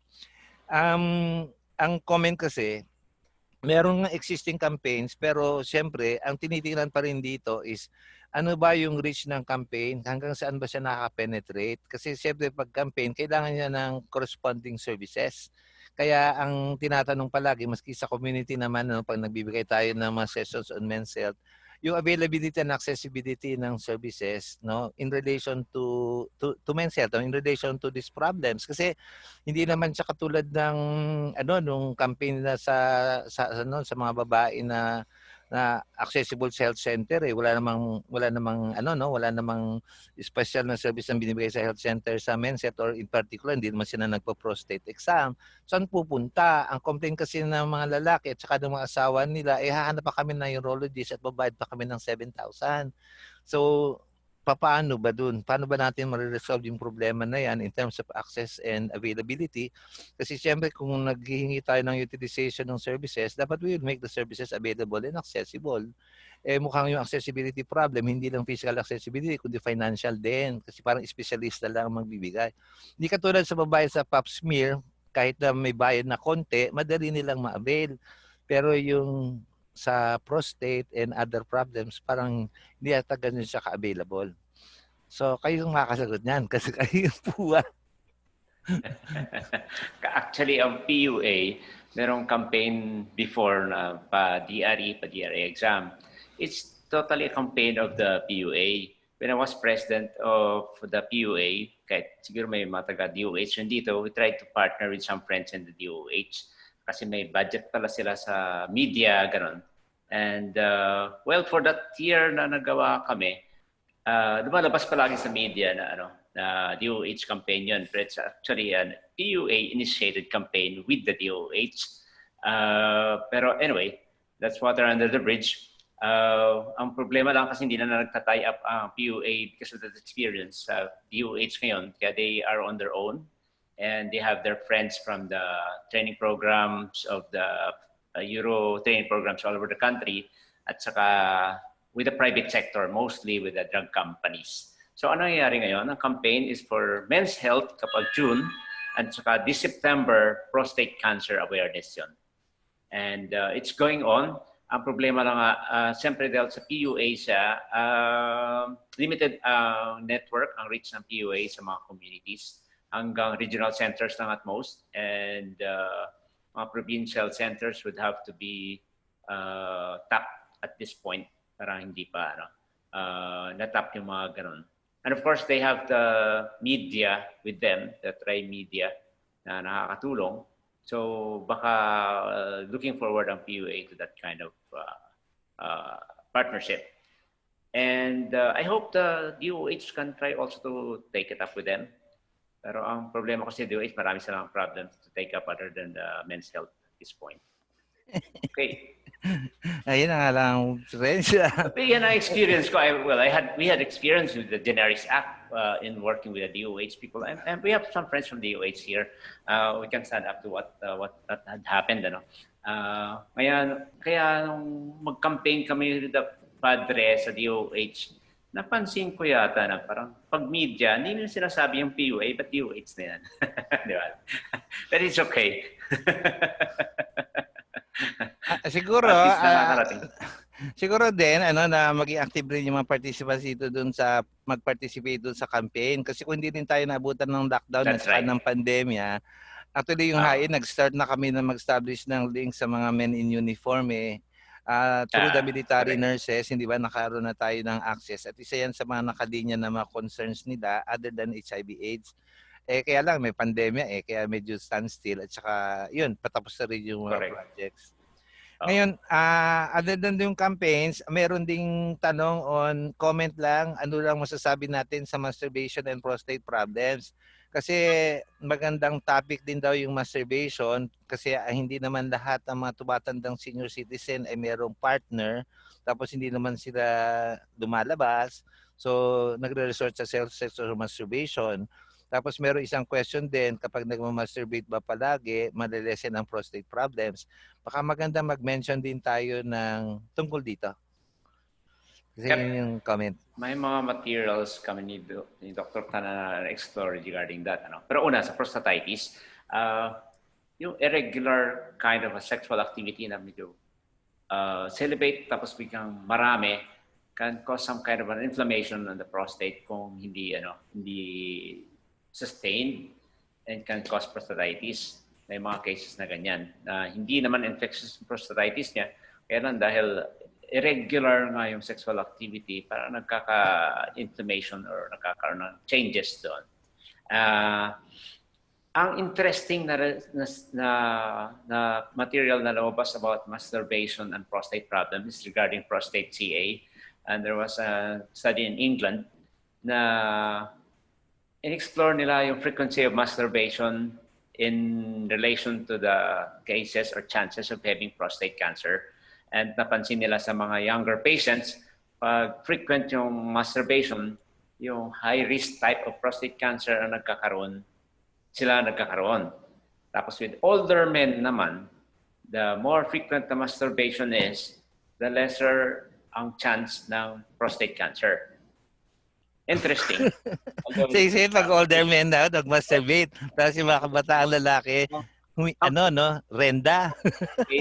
Sabi nila doon is for older men, it should be more than yung less frequent is once a month. So, yan ang definition doon. So, it depends on how preventive you want yourself to be.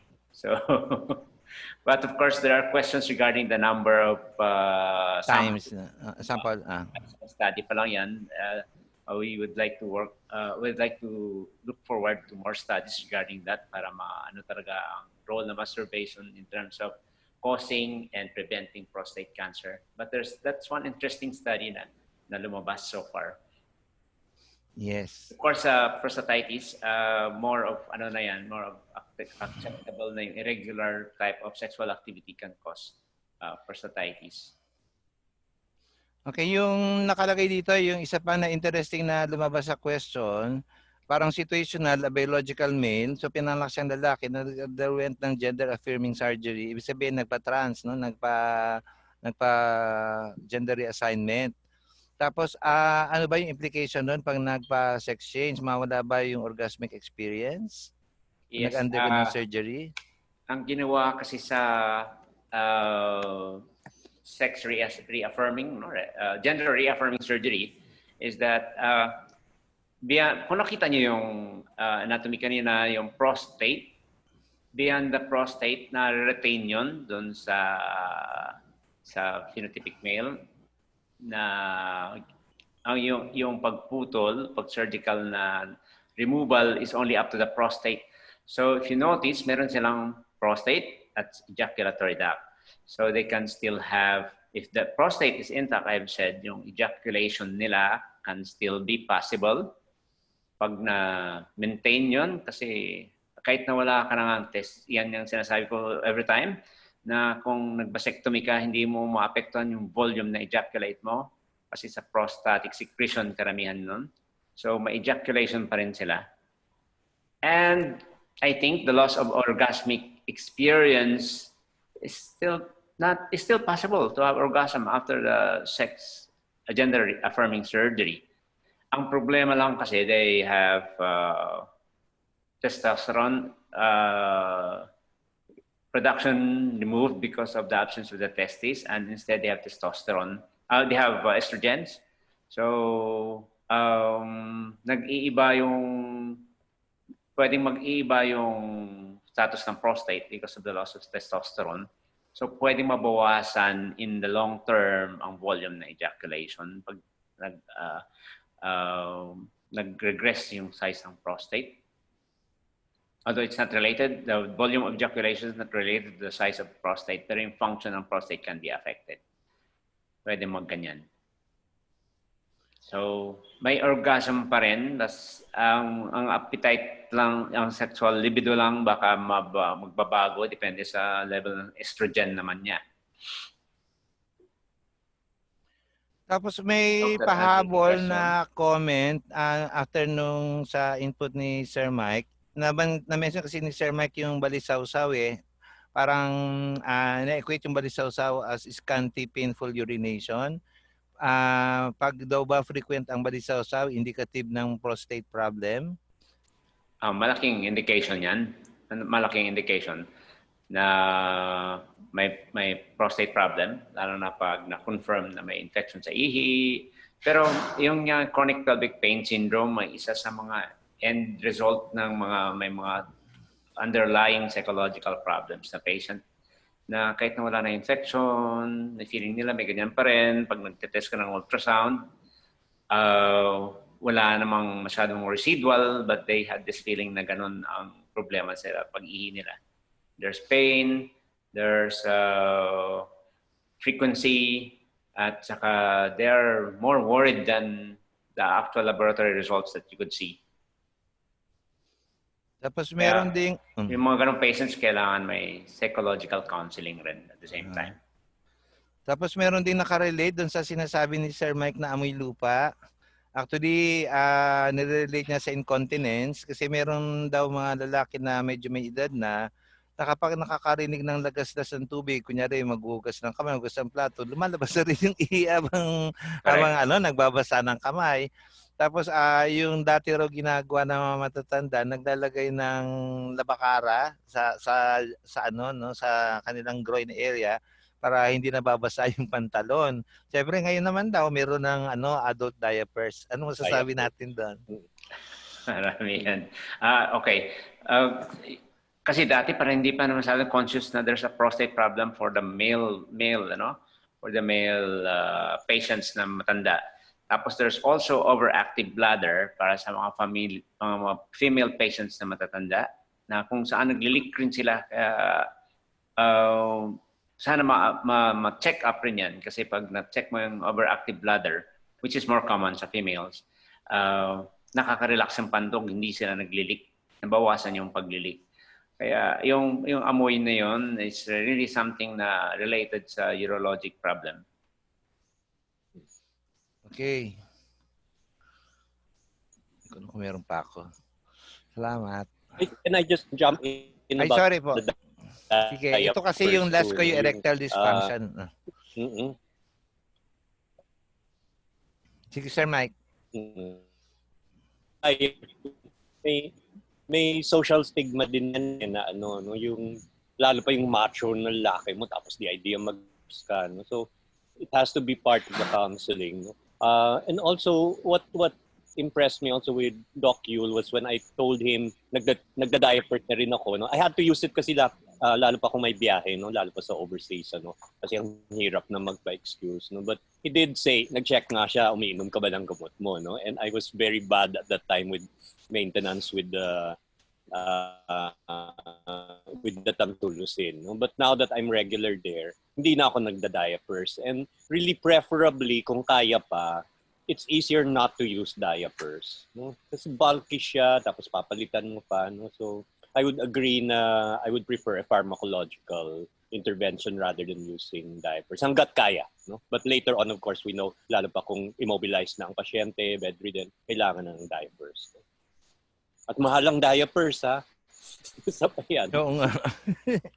Ang ginagamit nga raw nung araw, pasador. Kasi hindi ba humihiram sila sa asawa nila ng pasador? Kasi hindi ba wala namang sanitary napkin na disposable. Kaya ginagawa nila, yun, humihiram sila sa asawa nila, yung nilalaban nila pula. Kaya hindi total, hindi naman nire-regla na. Sila daw gumagamit. Anyway, mga kwenta, no? Tapos yung one more before you go into sure. the erectile dysfunction. I forgot completely to mention it. So kaya yung title natin, Pain and Pleasure. No? But I think as part of our education, we should be aware. Alam, ang galing din ng mga taong mag-isip ng, on one hand, yung people who, tayo, yung awareness natin of the prostate and all is so low na nagkaroon ng problema. And yet, at the other extreme, people are discovering the wonders of the prostate. No? Alam mo, lumalabas na rin, there are spas and places dito sa Maynila at sa mga iba't ibang lugar offering prostatic massage. Okay? Because the prostate, it is pleasurable, no? And I don't want to... may happy ending din yan. And it's something our urologists, of course, I don't think patients, let's ask you later kung nagtatanong ng mga pasyente, but you will find in Western countries, more and more people talk about it as part of sex, no? Between a man and a woman, where the woman stimulates the prostate, or between two men. No? So there is pleasure in the prostate. No? And there are men who will use a dildo to stimulate themselves or ask their wife or girlfriend to stimulate them. No? So this is something else. Maybe for the webinar with Margie Holmes, we can bring that up. Or Doc Yul, if you want to comment on that as well. Prostatic massage. Well, yung background lang, Doc Yul, yung kung ano nasabi ng pasyente mo, kasi meron mga massage parlor na yun ang tinatawag nila na happy ending. Imamassage yung, imamassage ka. Yun, hanggang sa mag-ejaculate. Sorry to be crude. Ayaw magpa-finger kay Doc, pero nagpapa-happy ending sa massage parlor. Masahista. Mayroon kasi, yes, there's a very controversial issue regarding the use of prostatic massage as a therapeutic measure. Kasi may mga lumalabas na study na it can help in the releasing of the infections in the prostate. Pero may bigger study, mas malaki na samples na hindi daw nakakatulong. So, hindi pa rin siya na-accept doon sa guidelines na sinasabi.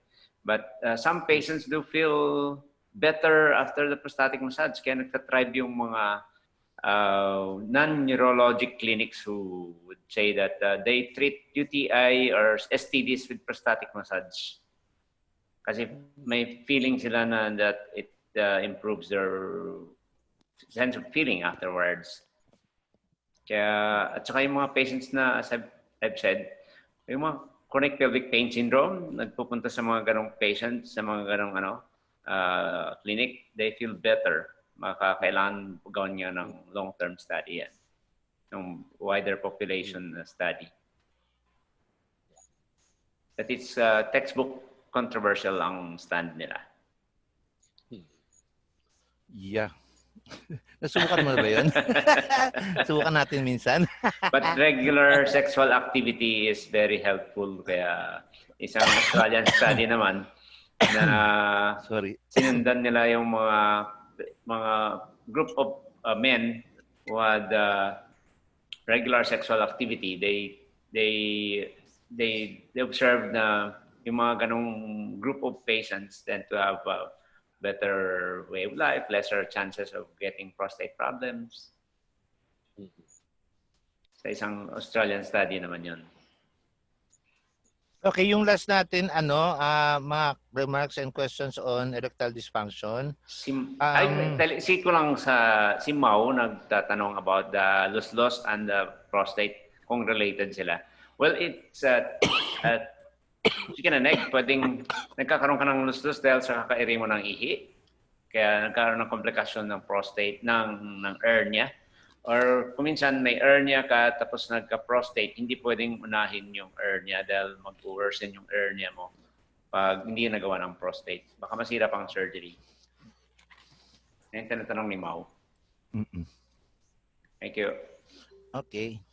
Yung last naman natin dito, actually, usual questions natin sa mga communities pag nagbibigay tayo ng men's health and male involvement. Yung nagtatanong sila tungkol dun sa erection, no? Not sa erectile dysfunction, di ba? Ang mga barangay health workers kasi natin sa mga communities natin, karamihan mga babae. Tapos after ng lecture ni Dr. Yul, nagtatanong sila tungkol nga dun sa klase ng erection ng asawa nila. Kasi nag-aaway sila kasi ang akala nila, ang mga lalaki, ang mga asawa nila ay may babaeng iba. Kaya pagdating sa kanila, wala na. So, meron din pa rin nagtatanong dito sa sa webinar natin na talaga bang nawawala yung erection, hindi na siya kasing tikas nung una, talaga bang according to age na rin nagbabago. Tapos ito yung ginamit natin sa ilang mga seminars natin sa Cebu at saka sa Bicol. Pwedeng paki-comment na lang kung talaga bang nawawala nga yung tikas ng erection habang nagkakaedad. Yes, expected yan. Especially at the age of 40, aga ng 45, nagaganyan na siya sa slide na nakikita. And ang sa last na convention namin sa American Urological Association na session regarding treatment sa mga ganito is that this erectile dysfunction is just a warning of the total well-being of the patient. So you just don't treat the erection problem by giving sildenafil, but we recommend a comprehensive treatment for the patient kasi ibig sabihin yung general status niya nagkakaroon na ng warning signs. So you have to evaluate as well, baka mayroon siyang diabetes, mayroon na siyang cardiovascular problem. So hindi lang ang paggamot natatapos sa pag-inom ng sildenafil or the tablet V. There has to be an evaluation of what the whole status of the patient is, kung ano na ang kalusugan niya. Kasi warning sign na yan na may iba pang problema. Okay. So far, ito yung mga lumabas sa open forum. Teka, check ko lang kung meron pang pumasok dun sa ating chat. Meron pa ba? Meron pa bang mga questions? Parang wala na naman lumabas ng questions na comments. Parang meron, Jerry. Noel Chua, what percentage of post-irradiation for prostate cancer will lose erection versus prostatectomy? Doc, Doc yun. Hindi ko na makita yung chat ko.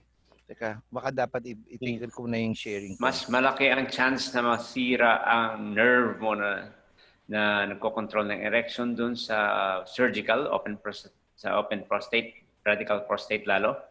Kasi nagagalaw yung nerve. Malapit na malapit sa gilid ng prostate ang nerve na nagko-control ng erection. Pero kung benign surgery lang, pwede maapektuhan, pero not as much as in radical na baka mawala talaga. Compared dun sa brachytherapy, ganyan ginawa kay Sir Ben, pinapasukan lang sa loob ng radioactive seeds. So hindi na apektuhan ang nerve in that case. So after some time, nawala na silang anti-androgen, na-resume nila sexual activity nila. Di ba, Sir Ben?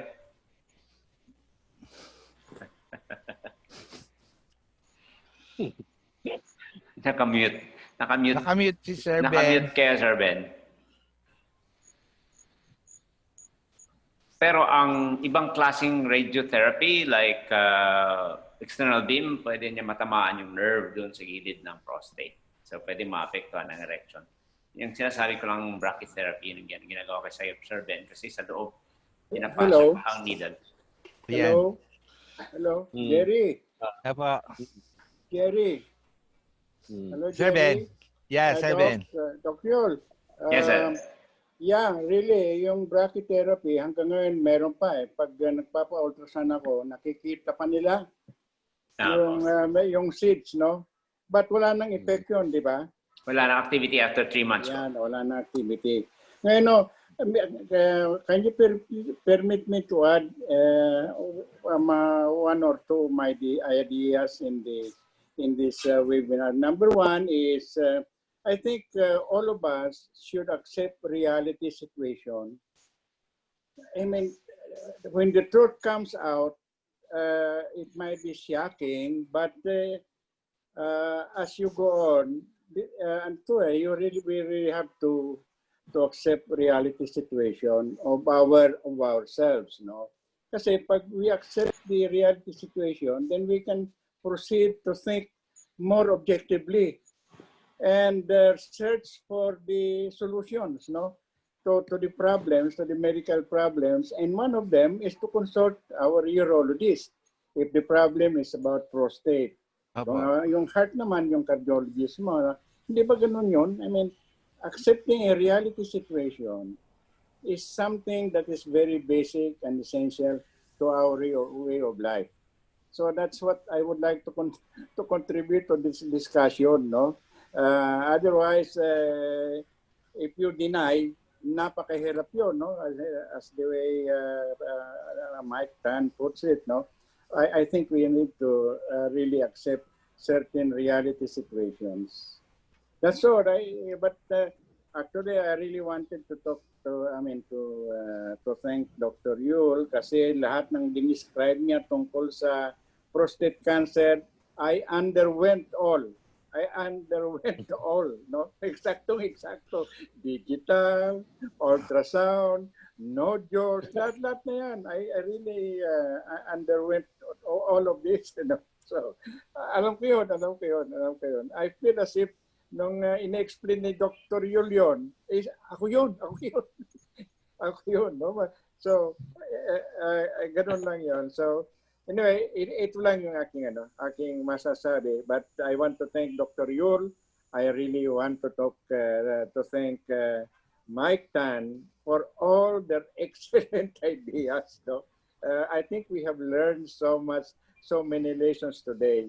And one of these days, pag wala ng lockdown, Dr. Yul, I'll come and consult with you. Thank you.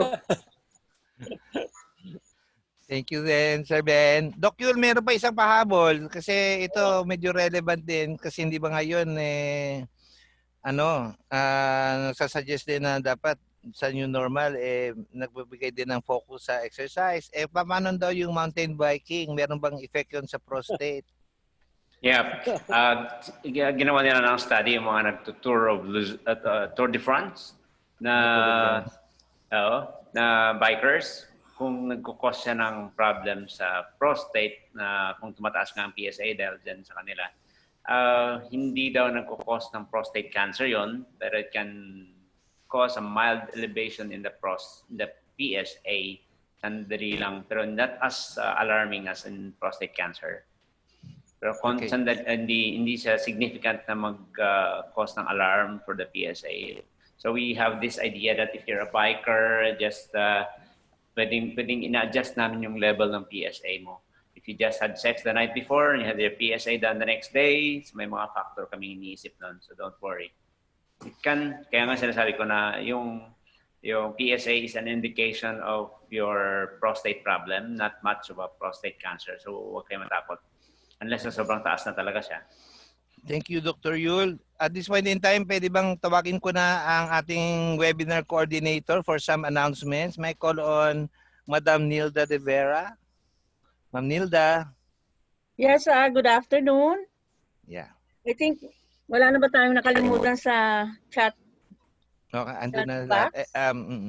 Merong question si Dr. Jojo Sescon tungkol sa DOH project Yes. program on reproductive health sa focus on men's health. Wala yata tayo sa posisyon na sumagot doon. Hindi tayo Pwede ko taga sagutin DOH. yan. Since hindi na bumabalik ang PUA sa DOH, parang hindi pa sila gumagawa ng program. Actually, maraming mga program sa men's health. Meron din naman Kasi ang PAPCOM. May ako organizing nasaktan- committee nga ang PAPCOM Ako president ng PUA nung nangyari nun. Tapos bakit sa mga radio program, hindi sinasabi ang PUA dito? Tumakbo ka uling presidente. Pero baka iti-take up nila pag nawawala na yung COVID. I hope. The PUA can always work with the DOH regarding that. Kasi mas maganda yung reach ng DOH sana eh. Kailangan talaga ng magandang network. Okay. Pwede sa CBHPs rin, di ba? Ma'am Nilda, pwede na? Okay, pwede na. So good afternoon, and hindi muna kami magsisay goodbye. Meron pa tayong magpo-closing remark mamaya. So, nais ko lang mapasalamatan na I think I observed na majority yata ng ating participants are male. Or siguro nakatago lang yung mga spouses nila or na nanonood din. Anyway, gusto kong pasalamatan yung mga tumulong sa amin na mag-imbita ng aming webinar. Not to forget our partners, the Forum for Family Planning, Sir Ben De Leon and Ms. Chibarido, Kevin, and the rest of the group. We also have the partners of Gayon of Albay, Bisdak of Cebu, and the Filipino Pre-Thinkers, headed by Teen and Red Tang. Tama ba? And then, not to forget also, wow, meron na naman tayong all the PNA zones of 1, 2, 3, 4, 5, and 6 are well represented. Yeah, including the military and civilian nurses. And going up, we have PNA of Ilocos, Car and Benguet, and up to Cebu and Zamboanga. Wow, talagang pinapatronize na tayo. And not to forget then the IMAP, or the Integrated Midwives Association of the Philippines. They are being represented as well. And then the Friends of Hain, we have Margie Holmes. Hi, Margie. And we have Vic Salas. I don't know if you are coming from Cambodia or from Iloilo. Hi, Vic. Welcome and thank you for attending. And we have also the board member Pam Imperial of Albay from the provincial government of Albay. And then not to forget then yung board member ng the Forum for Family Planning and Development. Kung nandito po kayo, maraming salamat po sa pag-attend. And also PAPCOM, Dikaan, and other NGO partners who are here. And going up, Dr. Cesar Rivera, welcome back. Matagal namin hindi kayo nakita. Wow. He is the former MHO of El Nido. Nido, Palawan. El Nido, Palawan. So, yun lang po at maraming salamat. Until next, we still have another 3 webinar, right, Mike? We have one on clitoris and then one for transgen, and may singit kami na coming from in partnership with UP Manila. So we'll be having more announcement on that in the coming months or another 2 months to go. So watch out for that. And also not to forget yung Alerta coming out na nilaunch ni Dr. Mike Tan. So that will be coming into your Facebook account, and then also check it out in our Hain Infonet and Hain website. And Health Alert will be coming out also next month. More and more of Hain. So yun lang po, and maraming salamat, and I hope for the next webinars, marami pa tayong pagsasamahan. So maraming salamat po. At this point, may we call on the President of the Board of Trustees of Hain for the closing remarks, Dr. Delen de la Paz. Mama D, take it away. Magandang hapon sa ating lahat. Magandang hapon sa mga nandito sa atin sa webinar. Talagang nakakatuwa naman na magkita-kita tayo ulit dito sa webinar. So we've just finished one of the webinars we've had for a series already, like together with the Forum for Family Planning and of course, Hain, we'd like to thank everybody for this opportunity to share with you what the P stands for prostate, for prostration, pain, and pleasure. And Dr. Quanico has really walked us through very well on the prostate gland and the different issues surrounding it, the illnesses, and even the misconceptions and other anxieties and other concerns. So maganda yung mga pagbibigay ng halimbawa ni Yu, lalo na yung paggamit ng mga local fruits. Sabi nga ni Mike, paano bang itsura ng walnut kung walnut mo ihahambing? Pero ang ganda ng pagkakahambing ni Yul sa bayabas, sa santol, sa chico, para talagang na-visualize natin ng tama. At yung ating mga kababayan ay mas maiintindihan ito. At napaka-simple at napaka-direct to the point yung pagkakapaliwanag. Kaya maraming salamat, Yul. At maraming salamat din kay Mike sa pagbahagi ng sarili niyang mga karanasan. So it was very personal, no? It was very nice that it's very down to earth, very practical, very realistic, because it's an actual experience of the speaker, which he did not hesitate to share kasi mas makaka-relate yung mga nakakaranas nito dahil alam nila na nararanasan talaga. At yun, sabi nga ni Sir Ben, ako yun, ganon. So yung iba rin, I'm sure, looking at the chat questions, many were posting also their own experiences. So it was good to relate to actual experiences, and our speakers have given that very well. And even Sir Ben in his opening remarks also shared with us his own personal experience. So I like these webinars of Hain and the forum because it's very personal and you can really apply it to your own particular setting. So we thank everyone for this very worthwhile afternoon, very informative and very practical. So at maganda rin na yun nga, nakakamiss na hindi tayo nagkikita-kita, pero despite the COVID pandemic situation where you really are not allowed to have this face-to-face things, we are able to do this and we are able to continue our advocacy for reproductive health because especially people tend to forget that men's health and men's involvement is very much a part of reproductive health, which is the advocacy of the SulongRH, which the Forum for Family Planning and Development and Hain and all our other partners like Catholics for RH, Filipino Free Thinkers,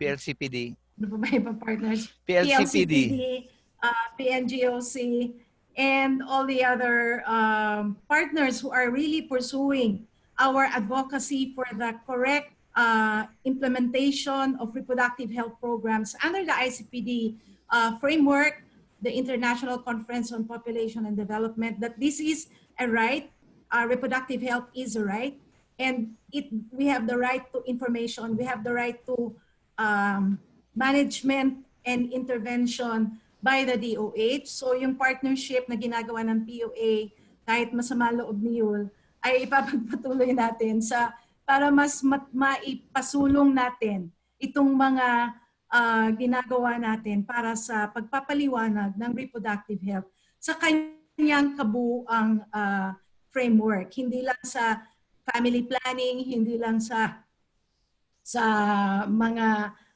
women's health, but more so also looking at men's health and involvement. So, but I think the succeeding webinars will again go back to women. So if it's clitoris, but again, in the context of how do we address this in the context of health as a right and reproductive health as a right, and the responsibility also of government and other sectors to provide that for this right to be attained by the Filipinos. And in this time of pandemic, where there are so many issues, anxieties, information webinars like this is really very welcome. So thanks so much to our organizers, the staff of Hain who really worked hard on this, Nilda, Jerry, Gina, um, Any. Emmy, and all the others, staff of Forum who are our partners in this. Of course, we'd like to thank Sir Ben, Chi, Kevin, Christine, and others, and all the partners of Hain. I see everybody there. Marge Holmes, thanks for being here. Princess Nemenso, thanks for being here. And all others, sorry ha, hindi ko nakikita yung buong gallery, but I'm happy that many of us are here and we really try our best to be part of the Hain webinars. So again, thanks so much, and we look forward to your being with us again in the next succeeding ones. And please also watch out for our alert that is being revived now. Again, because we want to provide the correct, timely information that can be a basis for advocacy, can be a basis for policy, and that can be a basis for action that is very much needed at this time. Thank you so much and have a good afternoon. Thank you, Mama D. Pahabol, we also recognize the presence of friends from DepEd and from the Philippine National AIDS Council. Thank you for coming and hope to see all of you in the next webinar. So stay safe, beautiful, and handsome.